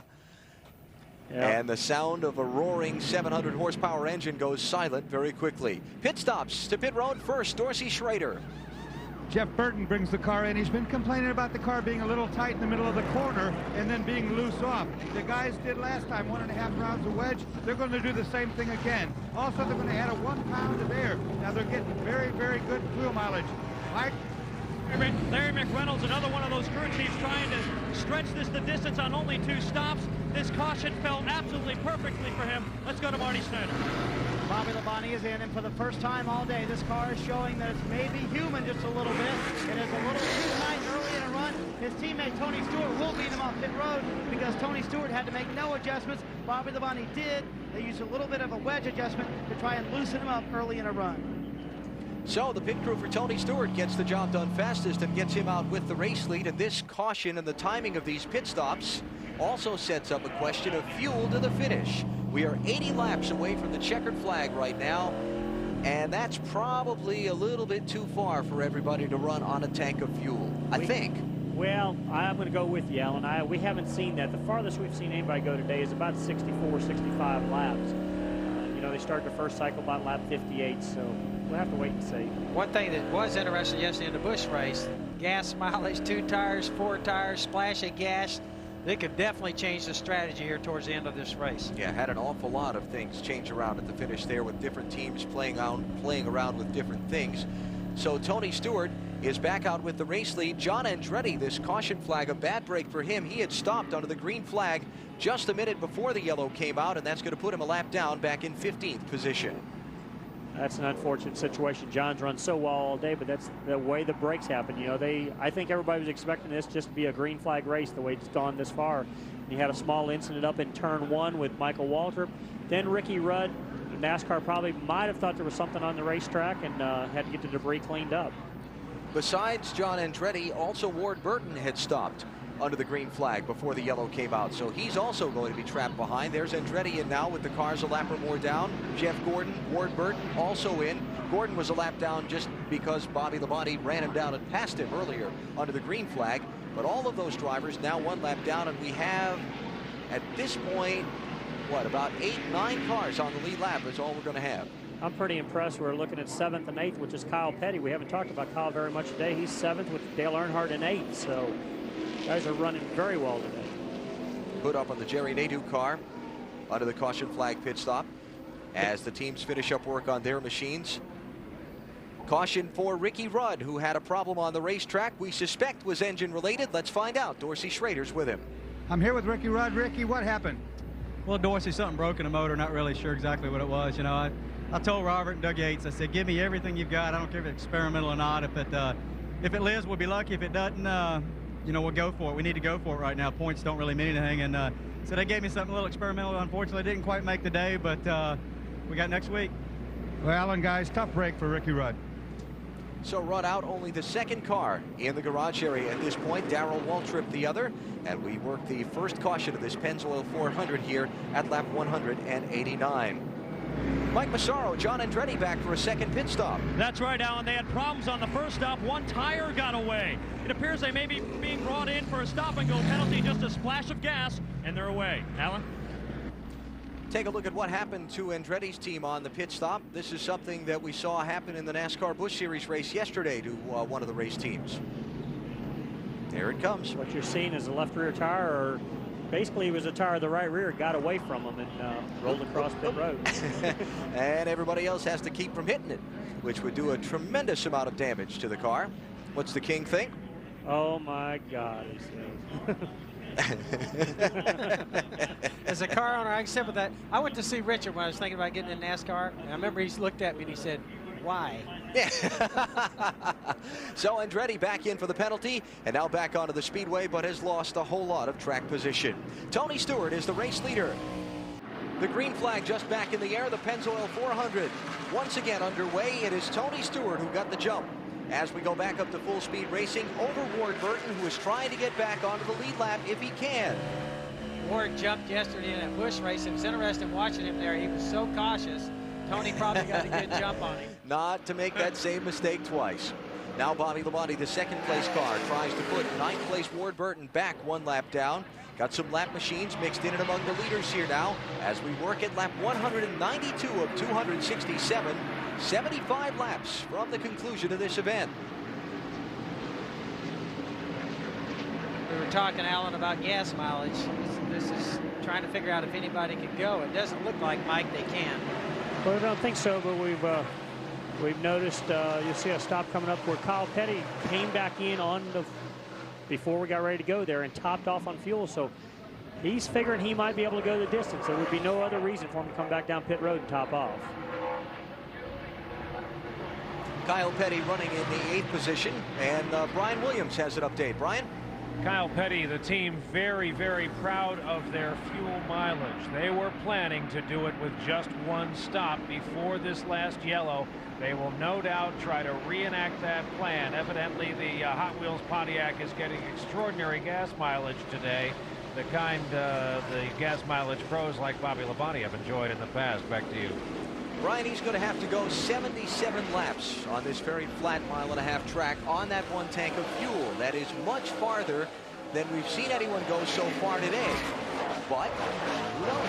You never know. They might have put Kyle in a fuel conservation mode right now, which I mean easy on the throttle. You know, don't kick in the carburetor any too quick, and just drive the thing to the end and try to win us a race on fuel mileage only. I don't think he can do it.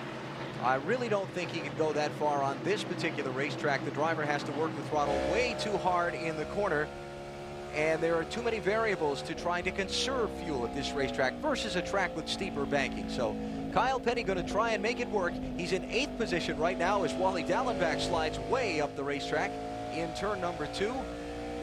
Wally running back in 21st position, 1 lap down to the race leader. What happens there, you get in the corner just a little too aggressive, a little too hard, the front end slips out from underneath you, and you're just trying to hang on to that thing, get it back down in the groove. Looking inside, 14, looking inside, he's there. That's Wally Dalleback spotting you here.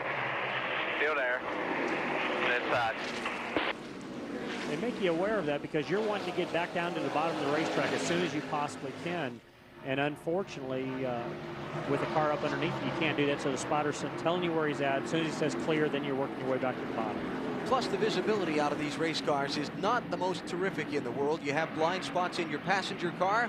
You've got maybe even more blind spots when you're strapped inside one of these Winston Cup cars as Joe Nemechek almost gets in to the car of Stacy Compton. Nemechek had just taken that 20th position away from Wally Dalleback a minute ago. He's going to give it right back to him now. It's been a difficult week for Joe Nemechek and the entire Sapco Racing team. Nemechek and Sterling Marlin, the two team cars here. Marty Snyder has more on why. Well, it's certainly been an emotional week, Alan. Of course, Nemechek winning the NASCAR Busch Series race yesterday. But on Thursday at around noon, the team lost one team member and another one in the hospital due to a car accident. T.L. Stiles, who had been with Sapco from the very beginning, was tragically killed in a car accident in Charlotte. And Lynn Sherrill, another teammate, who is now in good condition in the hospital, we're happy to report, were both in a car accident. It was a very tragic thing for this race team. This car that Joe Nemechek is driving was one of their pride and joys. They hand fabricated this car, and it's the car that Joe won with at New Hampshire. And if they win, the team definitely wants to dedicate the weekend to T.L. Stiles, one of their fallen teammates. Tough loss for the entire Sapco team and everyone in the NASCAR community here this weekend thinking about T.L. Stiles' family back in the Charlotte, North Carolina area. Here is the race for the lead. 69 laps to go. The teammates of our colleague Joe Gibbs running 1 and 2. Tony Stewart and Bobby Labonte trying to settle this thing among themselves. Here's Stewart up the racetrack, and Bobby's going to try and get it back. Just don't hit each other. I'll tell you what, it'd be nice if he had a camera on Joe right now because the emotions, he's been standing up, hasn't been moving. He's tense. Labonte back to the lead. Stewart back to second spot. 68 laps to go. Today's star athlete is the man behind the wheel of that Pontiac, Bobby Labonte, who is in pursuit of the victory in the Pennzoil 400. There he is at work in the office. Labonte seeking his 5th victory of the 1999 season. He has been the dominant driver in today's race. Unfortunately for Bobby, it's not going to be good enough if things finish as they are now. Dale Jarrett is running in 5th position. He has led a lap today, so Jarrett would come away from this race with enough points to lock up the NASCAR Winston Cup Championship for the season and take the big trophy home. I was just thinking about something, Alan, when Ricky Rudd's, that motor let go. I hope they did. They probably didn't tell Dale, did they? I know that was an experimental piece. Robert Yates stuff very rarely breaks, but I think that would probably send a little shockwave through Dale. Yeah. I don't think he's got the same thing Ricky had in that car. I would think not, that's for sure.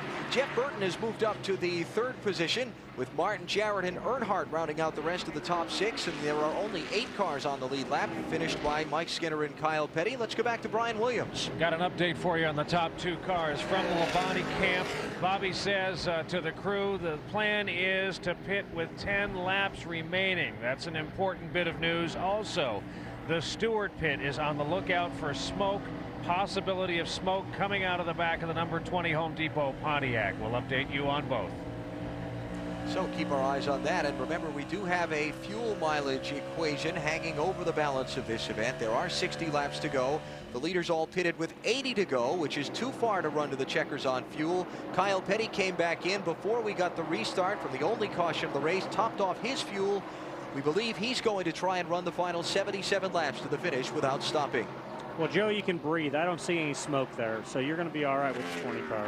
But what happens, Mike, at this point, I got to tell you the truth. My feelings are always as an owner, I'm sitting there saying, now I start holding my breath. Cars have ran good all day, but really, very few cars out of this race. Should something happen to one of your cars now, you're finishing way in back. the 30s, way back. Only 3 cars are in the garage. This, you can't relax, and I get extremely nervous from this point on. No, I would like to compliment on the job the guys have done all day today. You know, we started the show saying how temperamental this racetrack, how narrow groove it was. but it shows the caliber of Winston Cup drivers and teams. We had one caution, a small incident, nothing major. We started the race thinking that it was going to have a lot of cautions in it, and it's been a very clean race. Only three cars are behind the wall. Ricky Rudd went out with an engine problem at lap 184. Ted Musgrave has retired with an ignition problem. He's back in the garage. And Darrell Waltrip, with handling troubles, completed only 85 laps of this event. Ned, the time draws so very near. What are your thoughts? Well, I tell you, it's an exciting time right now, but it's a very nervous time, too. You know, he's in good position there. If he can just stay on the lead lap at the end of the race, you know, the championship is his. But we know there are a lot of things that can happen. So we're just sort of saying a prayer and holding our breath. Alan, a very, very nervous and proud papa right here. I can hear the excitement in Ned's voice. I've known him for a long, long time, and you can just hear it just waiting to bubble over when this thing is over. Well, Ned, I got to tell you the truth. What a family. My favorite is Martha. She used to tell me stories. That's Ned's wife, Dale's mother. She used to tell me stories about coming to the racetrack, and she was pregnant with Dale, come to the racetrack to watch Ned race. And here he is. Dale really has grown up in the infields, running all over on these small bikes. And what a story. Neat family, neat guy. And certainly right now, I think they're all nervous. Wherever Martha is, she's nervous right now. Couple of things to be decided in the final laps of this one. Who will win the race? Bobby Labonte, Tony Stewart, or Jeff Burton, who is closing quickly in third position. He's about 3 seconds behind. He's making up a little bit of ground on these front two. Not a ton, but a little as we look back to Burton.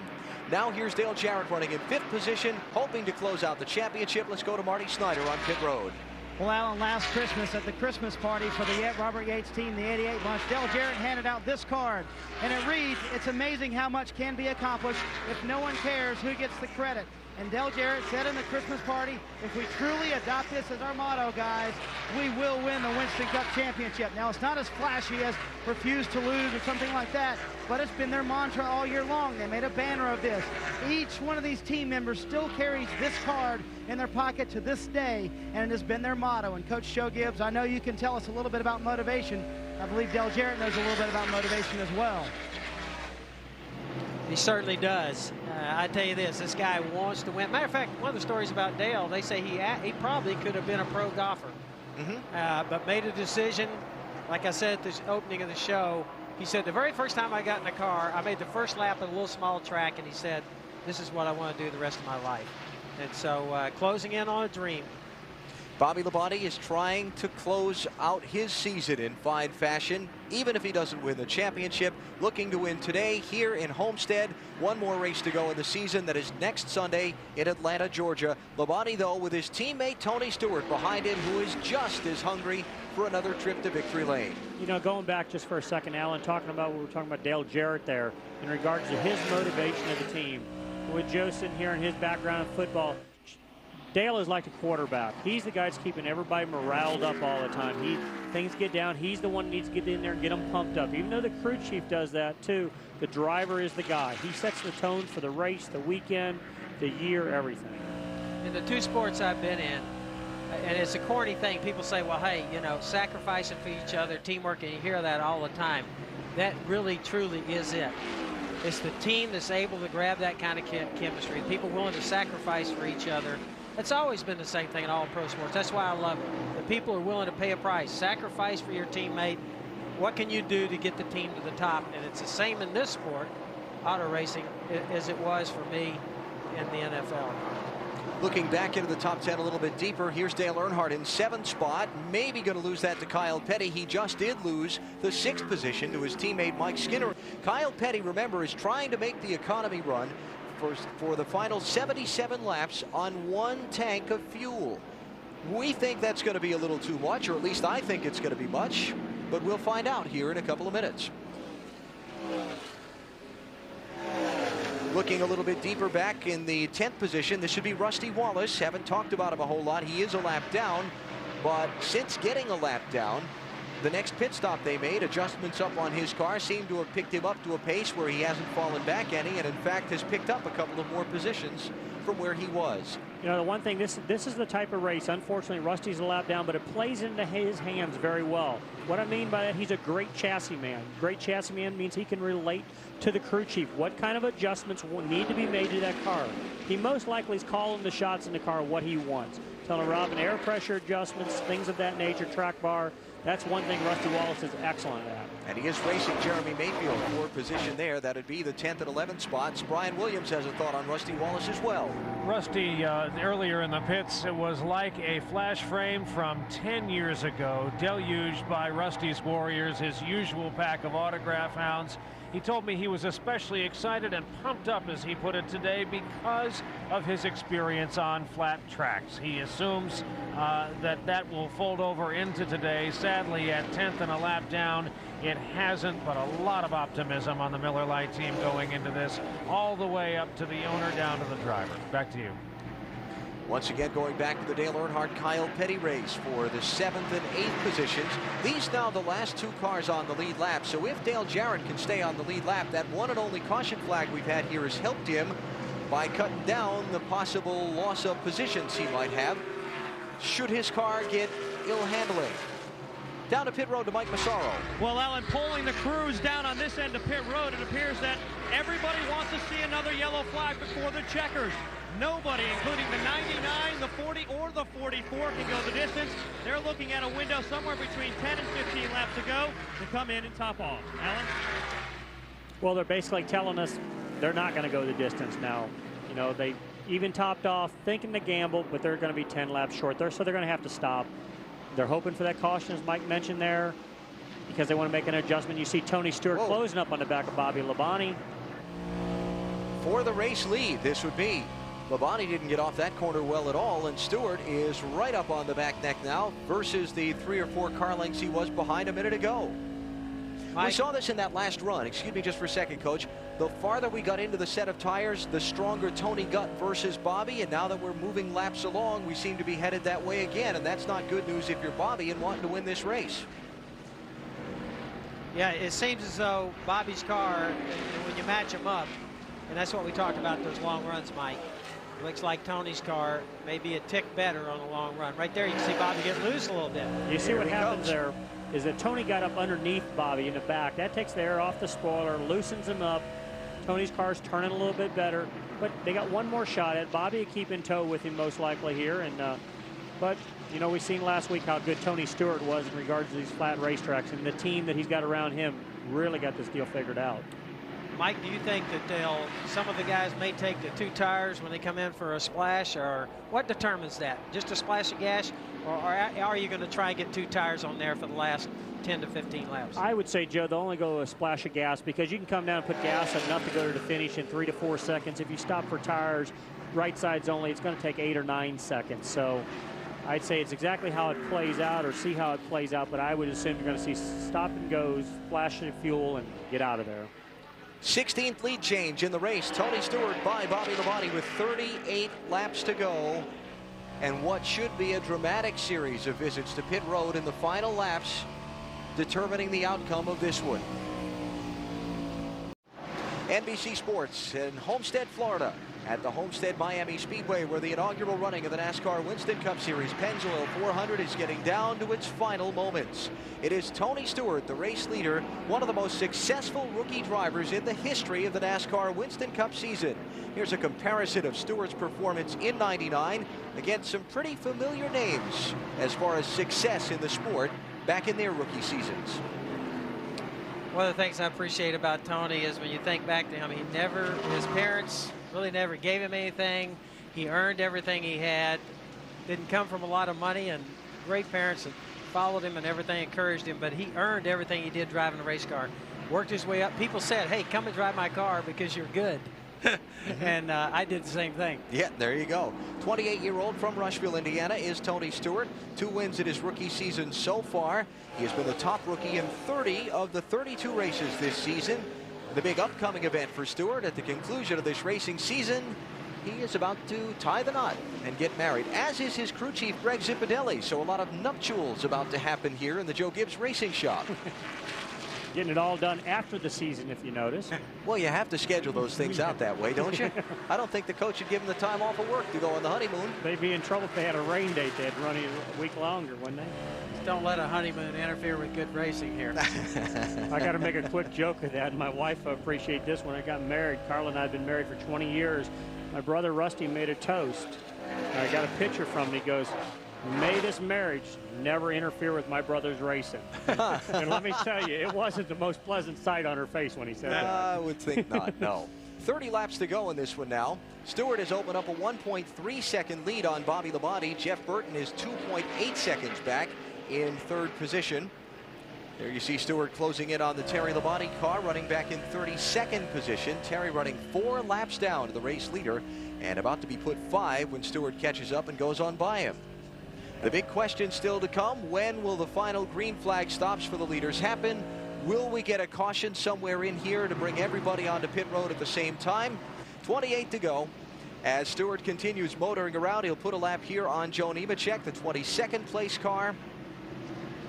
That'll put Nemechek 3 laps down now as Stewart goes on by him. Story of this race so far: only 1 caution flag in the event. It has been a green flag affair throughout the afternoon, despite our fears at the start of the day that we might have a wreck fest. As difficult as this racetrack, and in particular turn 4, have been throughout the weekend, it's been an exceptionally clean race so far. The only caution flag for Ricky Rudd's blown engine at lap number 186.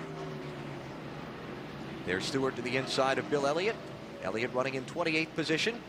He goes 3 laps down. Michael Waltrip bounced off the wall in turn 2 after what we suspect was a flat tire earlier in the event. He is back in 36th position, and he goes 6 laps down. Now beginning to see some of the final pit stops here. Kenny Wallace is in, 26 to go, and we saw him take right side tires. You were speculating on that earlier, Mike. What you're seeing, though, it's 26 laps to go. We were talking in a 10 lap to go situation. Kenny's stopping early, thinks he can make up some time on the field with fresher tires.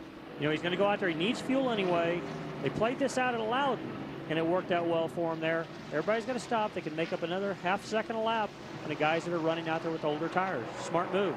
Here's Dale Earnhardt waving at Kyle Petty as they race for the 7th and 8th spots, saying, "Go on, Kyle, come on by." You seen that move? He knew what was going on, but told Kyle to get to the bottom, go on by him, he'll race with him, and now they got jammed up getting off the corner here. Yeah, that's close. Just about gets into the back bumper, but they get away clean. Kyle Petty now taking over the 7th position. Do you know he's already had 4 7th place finishes in 1999, and those have been his best runs of the season. He could get a 5th one today if he can hold this position through the end of the race. Well, you can see Dale Earnhardt's car in that past picture there, which just would not handle at all. You know, there's a picture of Tony Stewart. We were talking about the office. That's the driver's area. A little area we're looking at right up in this area here. You'll see this hose. That's an air cooling hose that runs down to a NACA duct, which is a NACA duct draws air in, and there's a heat exchanger. Basically takes the hot air from outside, turns it a little colder. Some NASA development. That's running down in Tony's chest area. That's what he's trying to combat this heat that's inside the cars with. Today, you know, it's, as I said earlier, it's about 40 to 50 degrees hotter inside the car. That's the way the drivers combat it. Bobby Labonte has dived into the pit lane. Bobby Labonte in, 24 laps to go, much earlier than we suspected we might see him. We got the report that they were planning on pitting at 10 laps to go earlier, but here's Bobby in with 24 to go. Maybe just feeling like his car's handling had given up too much. He might be saying, Mike, hey, let's put 2 tires on here because I might have a chance to run them down. Without that, if I wait for a splash of gas, I'm not going to. Let's go to Marty Snyder. What he actually said was, this is the only way we're going to beat our teammate Tony Stewart because we need those right side tires, just like Kenny Wallace took. It's going to be fuel and right side tires. 8.7 for second stop for Bobby Labonte. So Bobby makes the first move among the leaders to the pit lane and heads back up onto the speedway. What you see, Dave, Bobby Labonte has just forced everybody else's hand. Kenny Wallace started. Bobby Labonte has forced all the leaders. They're all going to short pit now. I really doubt if you're going to see them run to the very end and just splash and go. Okay, we'll find out here over the next several laps. 22 laps to go here. Stewart leading Jeff Burton, watching Tony Stewart to see if he comes onto the pit lane. And as he motors on around, he'll bypass it this time by as he comes up off of turn 4 to the start-finish line and complete another lap. There's Stewart on the speedway. Jeff Burton is now the second-place car. Mark Martin is up to third. Here is John Andretti coming in, the 16th place machine for a stop. We're starting to see cars on pit road. You see John Andretti on his pit stop. Other cars are coming down pit road. Again, I think Labonte has forced their hand, says you got to get them right sides. I've got them. Come on, guys, you got to get them with me. The big key to this would be Tony Stewart, Jeff Burton, and Mark Martin, and how long they wait before they come down the pit lane. Predictions, Coach? That was a great stop, by the way. 2 tires and get you enough gas to go, Mike. Good stop by Bobby, so you're probably right. He is going to force some of the guys. And by the way, while we're watching Tony Stewart lead, Dale Jarrett is closing on Mark Martin for third position. So Dale is running down Mark just a little bit. He's within about 4 or 5 car lengths for that spot. Down the back straightaway, Chad Little slowing down. A little smoke from his machine. Maybe a problem there for Chad. As Tony Stewart, the race leader. Does he come to pit road? Yes, he does. Looking there at Dale Jarrett, trying to catch Mark Martin for third. But here is Stewart going to short pit. This with 20 laps to go. I'm going to tell you what, he did such a phenomenal job. The entrance to pit road was so fast. I thought I seen him pulling down on the racetrack, but he entered it such a high rate of speed. So he did his job there. Marty Snyder will cover the Tony Stewart pit stop for us. Well, I'll tell you what, Mike Wallace, you called it exactly right. Bobby Labonte forced their hand. They wanted to stay on old tires because they're great on these old tires. But Bobby Labonte forced their hand with those right side tires. Bobby Labonte would be faster. So they're going to come in, take 2 tires, no adjustments, just fuel and 2 tires. Tony Stewart back out on the racetrack, 8 seconds flat. Jeff Burton takes the lead after the stop, but here is Burton diving onto the pit lane. So that'll set Mark Martin up into the race lead if he doesn't stop this time around. Tony Stewart racing Bobby Labonte off the pit lane, off that access road, up onto the racetrack. Who's going to come out with the race lead? Into turn 3. Stewart still got the fender inside, side by side into the corner. Do they make contact, or does Bobby let him get it? Bobby's up the racetrack. Labonte's up out of the groove. Stewart will come out ahead of him. Well, the coach was nodding his head here. That one, Bobby had the run up on the outside of him there. That was scary. Yeah. That was scary. I guarantee it was scary for Bobby, too. Tony had the inside groove, and he didn't want to give it up. Here's Dale Jarrett coming down the pit lane for service. Jarrett in with 17 laps to go. Jeff Burton has been in. Mark Martin is now the race leader. You know, I would like to compliment how good a pit stop they had there, because he was about 2 seconds behind Tony Stewart, and they come out even there. Let's cover the Dale Jarrett pit stop as he rolls into his pit stall. Marty? Well, the 88 bunch did not want to stop the right side tires if they had to, but again, the hand has been forced by Bobby Labonte taking the right side tires. They just wanted to put fuel only. Robert Yates had it figured. They only needed 7 gallons. They're definitely going to get that as they change right side tires. 8.5 seconds for the would-be champion. So Jarrett rolls back onto the racetrack, now waiting for Mark Martin to stop. There is Robert Yates, watching, I'm sure, very anxiously over his team's execution of that stop and their attempts to lock up the championship in these final laps. Here's Mark Martin, the race leader now. Let's go back and look once again into turn 3 as Tony Stewart tried to force his way up inside of his teammate Bobby Labonte. Unfortunately, that could have been a very bad situation. It turned out because Bobby's such an experienced driver, but you actually see Tony get into him and get loose at the same time. Coach, unfortunately, or fortunately, they got away with it, but you about had 2 wrecked race cars there. Yes, we could have. And getting hit from behind there, too. That was close, very close. Right now, I'm sure Bobby Labonte's driving his butt off. He probably didn't appreciate a whole lot of Tony not giving him a break, but aggressively get after him. Let's go over to Brian Williams. Well, we've been monitoring the radio traffic. It's a good thing it's not wire to wire, it's wireless, or they'd burn him up. This will come as no surprise. Bobby Labonte, not a happy driver right now. One of the quotes we can use on television was that Tony Stewart, quote, come out here with his new tires and run us into the wall. The talk is now among the spotters from the various teams, but it seems there is trouble in Joe Gibbs' driving paradise. Back up to the booth. A comment? Both these guys very, very competitive, and I think at any time, hey, right now, who can win the race? Both these drivers very competitive, and we've never had a deal in our race team. It's whoever can win it, and like you say, that was a A very close call there. I think both these guys are very aggressive and wanting to win it. And I know how Bobby feels right now. Unfortunately for Bobby, the little run up the racetrack has cost him quite a bit of ground. He's back into the 5th position because of that. Remembering that Mark Martin and Kyle Petty, the top two, have yet to stop. Now, looking on the racetrack, a key pass about to happen. Tony Stewart getting around Jeff Burton there. Burton had actually beat Stewart off the pit lane. And so Tony has just gotten around him, and that was critically important if Martin and Kyle Petty both end up stopping for fuel. There you see Stewart coming to the bottom of the screen, having just executed the pass on Jeff Burton. So Burton's team actually got him off the pit lane first, ahead of Stewart, while we were watching Stewart and Bobby Labonte, but Tony ran him down and has gotten on by. You actually seen in the corner there just still how good Tony's car is. Both the cars of Joe's are just excellent today. Welcome back to Homestead, everyone, with NBC's coverage of the Pennzoil 400 and a little controversy on the racetrack with the Gibbs teams. Jimmy Makar, you've kind of got to play the middle between Bobby Labonte and Tony Stewart. What happened? I'm not sure I heard what you said right there, but got ourselves a little bit of trouble there. Tony came out of the pits, he slid up into us, got us out of the groove, and that really killed any chance we got today. And that is Jimmy Makar's view. He kind of has to play the middle. He is Bobby Labonte's crew chief, but kind of the team manager of Tony Stewart's team at the same time. Mark Martin has visited pit road while you were away in the break. He has come down for his fuel and got fuel only. And Kyle Petty has also come onto the pit lane. So you are looking at the race leader, Tony Stewart. He is up 2.18 seconds on Jeff Burton and 3.87 seconds on Bobby Labonte with 8 laps to go. Jeff Burton took fuel only on his stop. We need to make sure we mention that. Stewart has the fresher right side tires. Burton got fuel only on his stop, and so it appears that Stewart is in pretty good shape here as we get down into the final laps with 7 to go.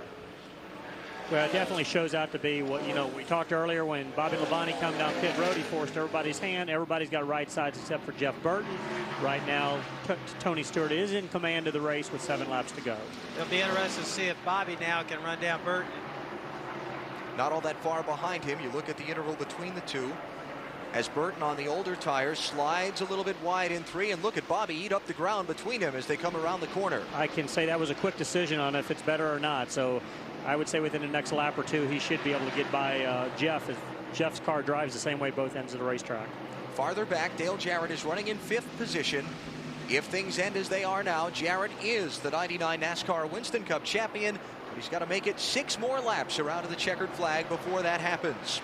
A lot of intensity there, 6 laps. He's listening to everything in that car right now, every growl and grunt that is here, and hoping it's going to finish for him. I mentioned a while ago we saw Chad Little slowing on the back straightaway with some smoke from his car. He has taken that forward to the garage area and appears to be the 4th driver who will not finish this race. Drama building for Robert Yates, the veteran engine builder who gambled everything that he had on buying this race team from Harry Ranier and JT Lundy when it was in some financial difficulties back in the 1980s. It may pay off today with his first NASCAR Winston Cup championship. Also the key member of this team, Todd Parrott, the crew chief. There he is. Todd Parrott has scored 18 victories as a Winston Cup crew chief, all of them since he and Dale Jarrett were paired together by Robert Yates. Parrott, the son of the great veteran Winston Cup crew chief Buddy Parrott, looking to make his own mark on the sport, perhaps getting a championship ring just moments from now. 4 laps to go in the race for Dale Jarrett. 4 laps to go before he can claim the NASCAR Winston Cup title. Phenomenal event for that team. They started out both of them together. Todd Parrott, a rookie crew chief, coming to a championship with 4 laps to go. Can't ask for anything better. Robert Yates, who's dealt with this for years, a lot of adversity. Like to see him win their championship here today. This shows you how hard this is, Robert Yates, and the fact that how long it takes to win one of these things. You just got to have so much go your way. Got to have great cars, great drivers. When you think about having a total of maybe 60 guys working on a race car back at the shop. I mean, that's how hard it is. Fabricating, making the cars, the motors. It's a very hard deal. Bobby Labonte has gotten around Jeff Burton to take the 2nd spot. Unfortunately for Bobby, he is 4.4 seconds behind the leader, Tony Stewart, with 3 laps to go. Tony's just having a great day.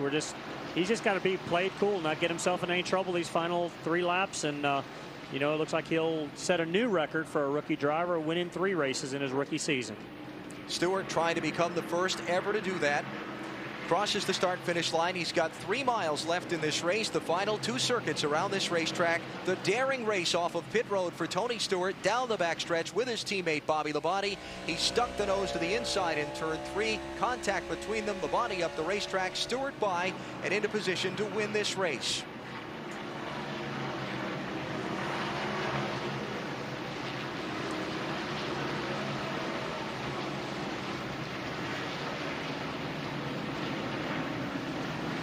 It is time to settle it here in Homestead.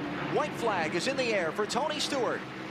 Trying to score his 3rd victory of the '99 season. The flag also up for Dale Jarrett in the final lap to try and complete his championship quest last time around. It's awful exciting, Alan. This is 2 races within a race. We're going to see a winner, we're going to see a champion all at the same time. Half a lap to go, 3/4 of a mile for Stewart. The 28-year-old from Rushville, Indiana, made his fame and fortune in open-wheel cars on the dirt and paved tracks of the Midwest. He's come to the NASCAR Winston Cup circuit in fine style in 1999. Checkered flag in the air. The inaugural Pennzoil 400 at Homestead goes to Tony Stewart. 3rd victory of the season for Stewart and his Jokia's own team. Behind him, here comes Dale Jarrett off of turn number 4. He's going to finish the race in the 5th position, and Dale Jarrett has won the NASCAR Winston Cup Championship for 1999. A look of relief from the well-respected team owner Robert Yates. The first championship for Jarrett and Yates. They've done it in 1999. Congratulations to them both. Phenomenal day. Watching the reaction of the teams on pit road. Yates team so exuberant, so happy. Robert Yates, my hat's off to him. There's also a feeling right now of relief. Believe me, Robert, Dale, everybody there's a relief. Hey, we finally won it. It's over. We can relax. Marty? Well, for 31 years, this man's been working in the sport. He's won it as an engine builder to get some water poured on him by Brad Parrott. Robert, you've worked so hard for this. And a little water back to Brad. There you go. How's the feeling? Man, the count's over with, right? It's over now. Start counting again. Dad, go.